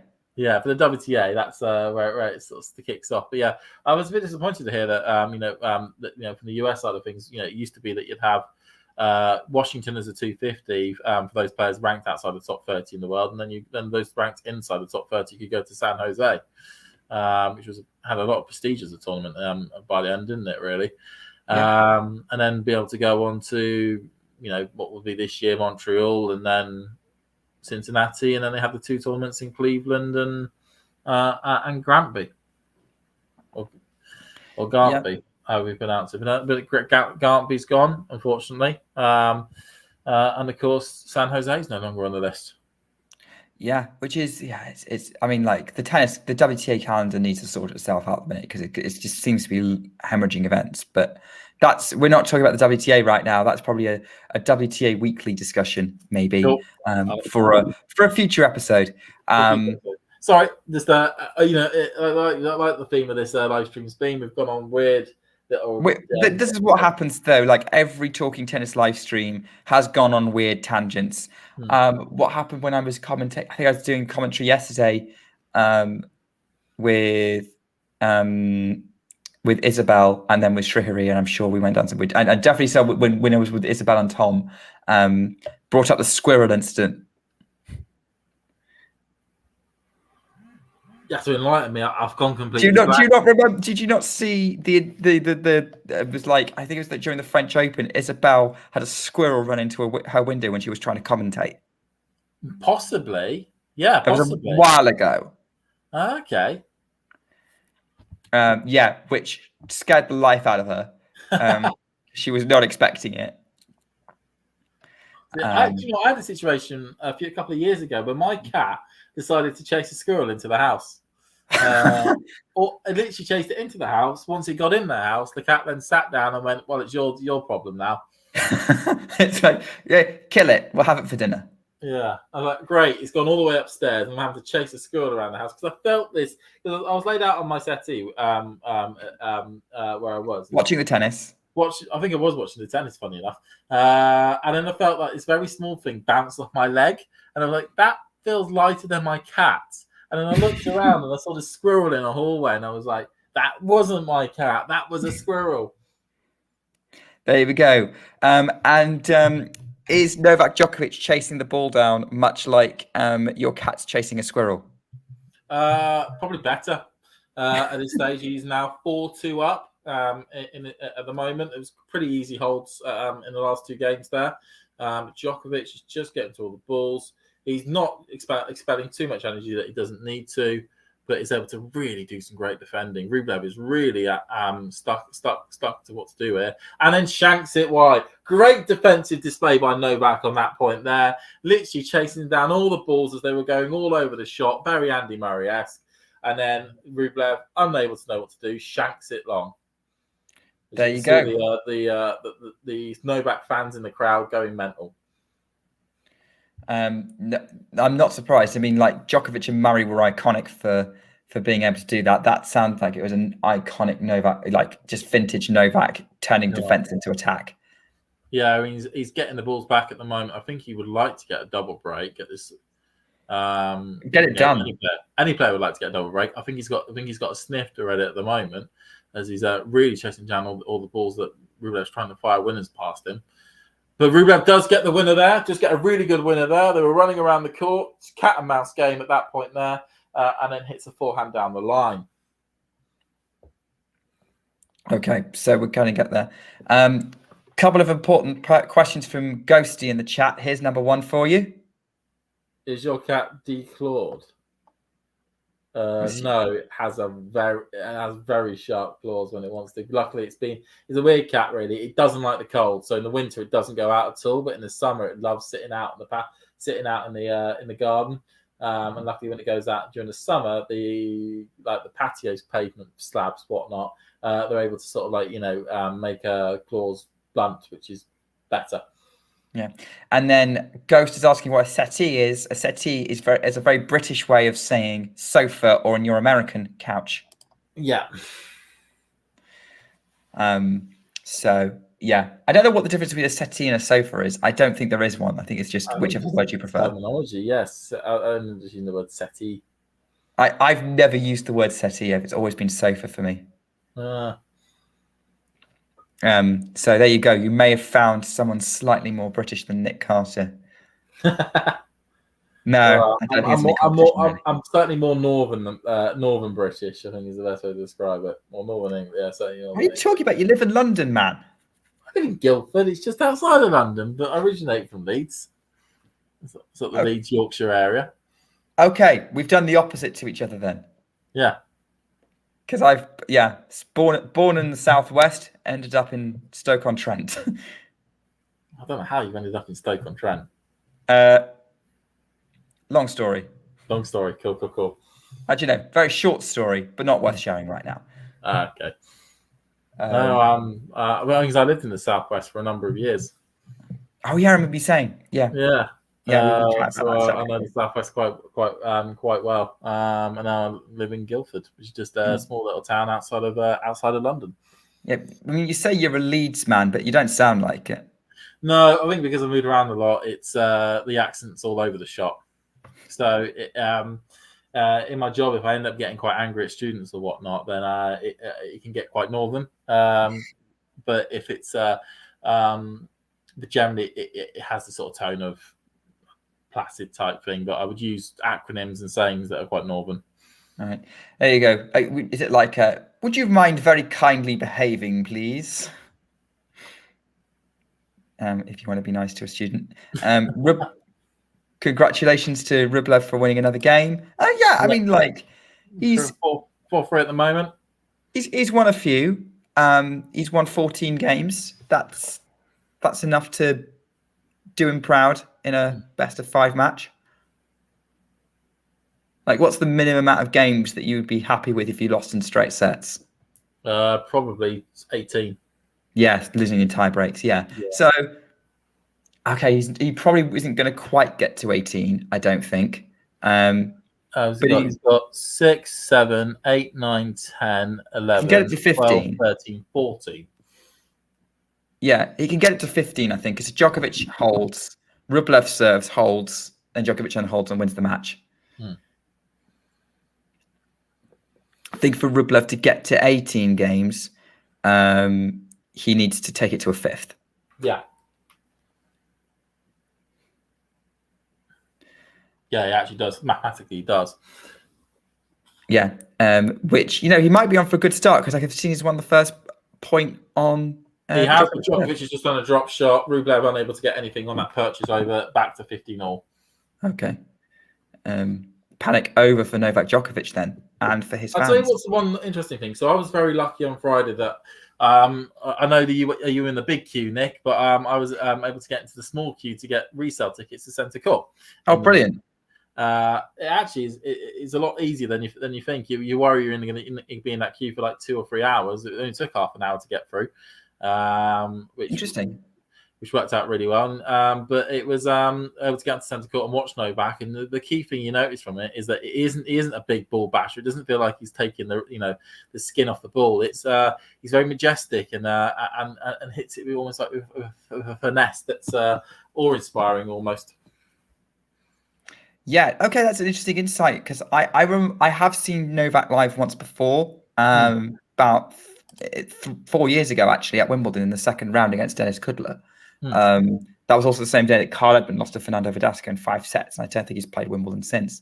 But what, Edmund or Verdasco? Edmund. I'd have to look it up whether Edmund's played Wimbledon since. But he's. But yeah, I was just impressed by Djokovic. Just sort of almost the perfect tennis player in many ways. Watching him in action, But it's interesting you're saying, he's not someone who hits the cover off the ball. I kind of agree with that thinking about it, but it's not something I've really thought of before. But that was a great opportunity for you, mate. I'm gonna have to do resell next year. It's really good actually, because it's the unfortunate thing about centre court at Wimbledon is that a lot of the seats are in the gods, and it's very hard to see anything if you're going and trying to get into centre court unless you're really low down. But I luckily got row W, which sounds quite high, but it actually meant that I could see somewhat a good chunk of the court in front of me, and at least see a little bit of the roof. But yeah, it was I'm lucky enough now to have seen Djokovic 3 times. Funny enough, one on grass, which was last week, one on clay, that was at Monte Carlo, and one in hard, and that was in Paris. Oh wow! So I've got the Djokovic set. I never thought I would have the Djokovic set, but I've had the Djokovic set. I was also quite fortunate because I got centre court tickets last year to Wimbledon to go see Nadal play, which was quite fortuitous given what we've had with Nadal at the moment to actually get that in time. Yeah. Oh, that's great. That's a great opportunity, because I've never seen Nadal play live. I've seen Federer, but I've not seen Federer. I've got Nadal. You've got Federer on this sort of trading. You've got Djokovic in all 3 surfaces, which is I didn't think was possible. But is it very different watching Djokovic on all 3 surfaces? It was a bit hard to tell because he absolutely demolished. Of course, he played unbelievably well against Stan, which was to note that he just basically controlled everything. There was no like power control, like barging your shoulders in. It was just no. I'll put the ball where I want to put the ball, and I'll get the points where I need to get the points. And Stan, you'll just have the scraps, and when I want to give you the scraps, and that's kind of how that match felt. Another thing I got was watching when I was in Paris. That was against Musetti, and that was when he absolutely demolished Musetti in that one. There, just played all the key points of the game. Meanwhile, Musetti just completely capitulated. I think we're at a critical point now. We are. It's 30 love to Djokovic on Rublev's serve, and he now 40 love. We have 3 match points here for Novak Djokovic. He has no intention of serving this out. He remembers the last set when he tried to serve it out. He wants to get it done here, get it dusted. There's the Northerner coming out. There we go.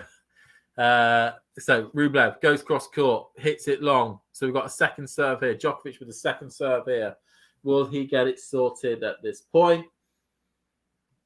So Rublev goes down the tee. Djokovic smashes it into the net. First match point saved there for Rublev. Bit of a missed opportunity there for Djokovic. Really got caught out by the direction that Rublev wanted to put the ball in. Yeah. Okay. So he goes cross court, goes wide. Second serve again for Djokovic to go into. Rublev goes down the line. Backhand cross court by Novak. Comes forward to the net. Tries to push it past thingy. Drop shot. And he doesn't. And Rublev can't reaches it. And Djokovic wins. He is, happy bunny on centre court at the moment. Brilliant drop. Literally like pick up drop shot. Rublev couldn't reach it. He's scrambling to the ground to try and get it, but unable to do so. Novak Djokovic through to another Wimbledon semi-final. His hunt to match Federer continues here to get 8 titles, and of course he'll play Jannik Sinner next. Well then, what a result for Novak Djokovic. Dropped his second set of the tournament so far. But it has to be said, this has been the toughest draw he's had in a couple of years. For Wawrinka, Hurkacz, Rublev, Sinner next. And yet, this is all it does is just reinforce how currently there is no one better than Novak Djokovic on grass. He is absolutely brilliant, unbelievably brilliant. He knows what to do on his surface where other players do not yet. Yeah, I mean, we know unstoppable. You were talking about Djokovic deploying 7 volley tactics. Yeah. And yet he can also manage things from the baseline expertly as well, as we know he can. We know he can deploy the slice at will. I do not think this man has any weaknesses. No, not at Grand Slams. At Grand Slams, he has a formula. He knows how to win Grand Slams. He knows how to win best of 5-set matches. And it's just not nobody knows how to stop it at the moment. The only thing that stops Novak Djokovic from winning Grand Slams at the moment is entry requirements. That is true. I mean, like I'm just mentally going back through the most, like he's won his most recent 3 Grand Slams that he's taken part in: Wimbledon last year, Australia and France this year. The last time he lost a Grand Slam match was against Rafael Nadal, and it was on clay. Which is Nadal's back garden. Yeah, and Djokovic had to redline to win a set in that match. The Grand Slam he played before that was that loss to Daniel Medvedev in the US Open final. He was just cooked in that match as well. Played tennis beforehand. Yeah, he was struggling physically, probably also tight because he knew what was on the line for the Grand Slam because he'd won the 3 previous ones before that.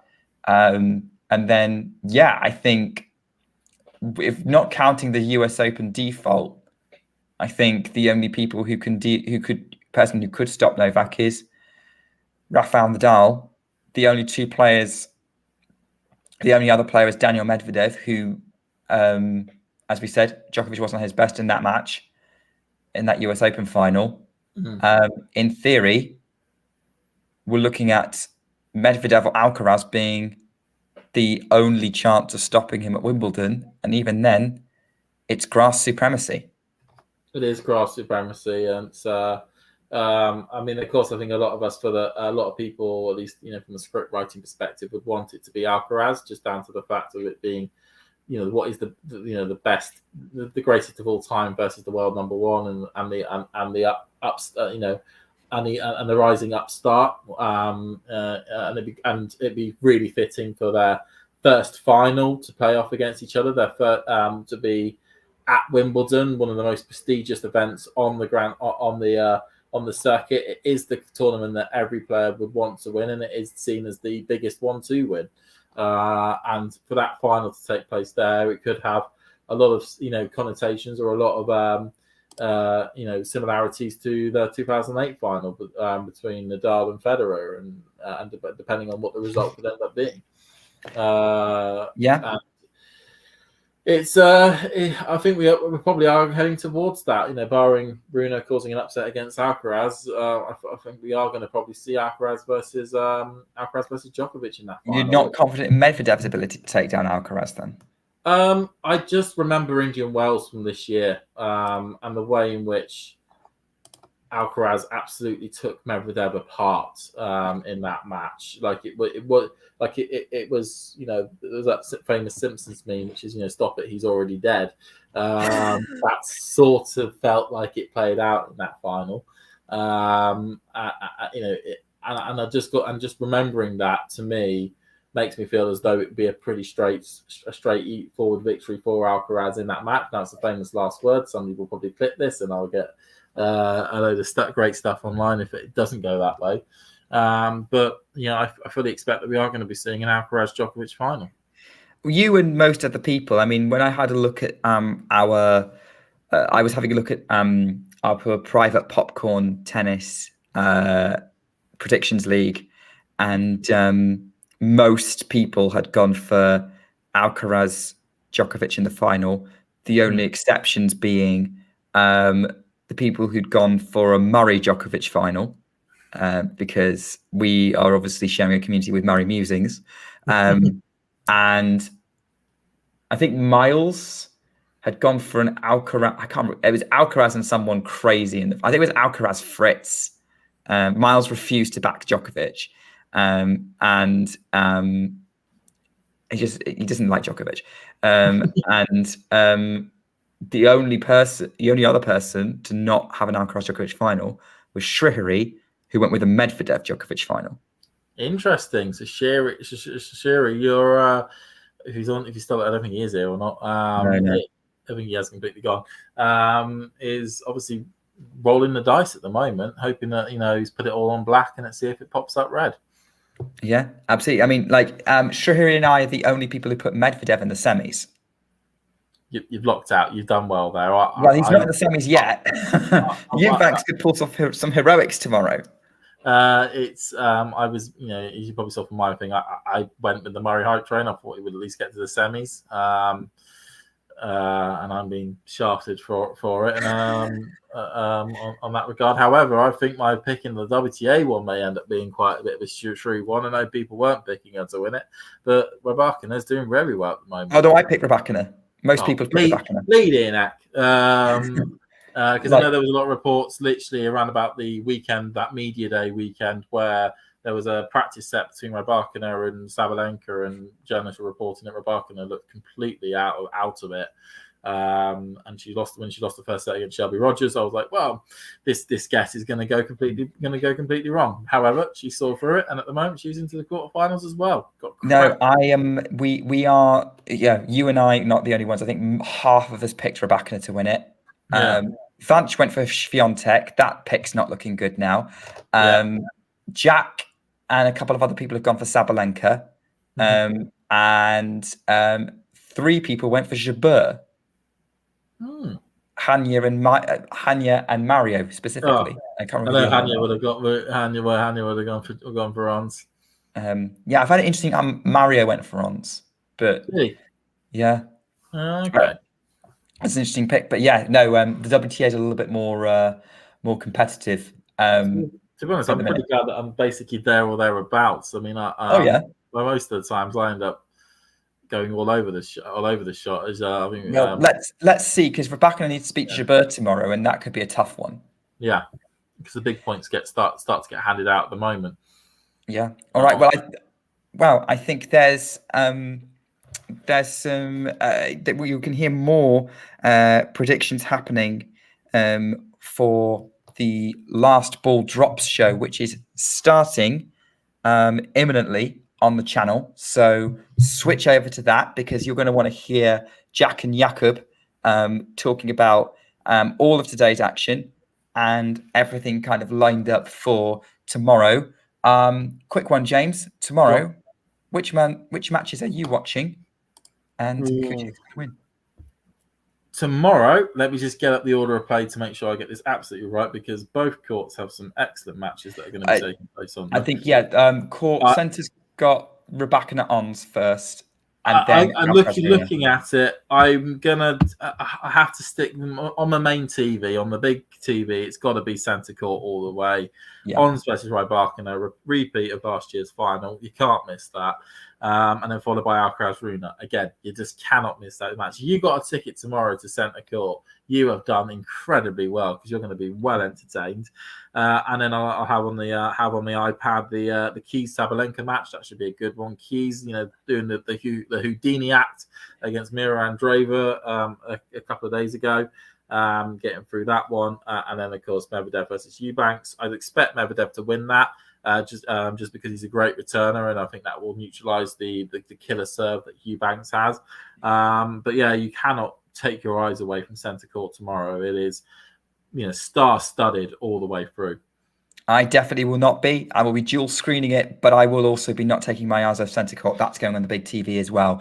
James, thank you so much, and for doing so well on jumping on the point by point and taking us through the Djokovic match. And thank you to everyone who has joined us today for this stream. I hope the Novak Djokovic fans are very, very happy.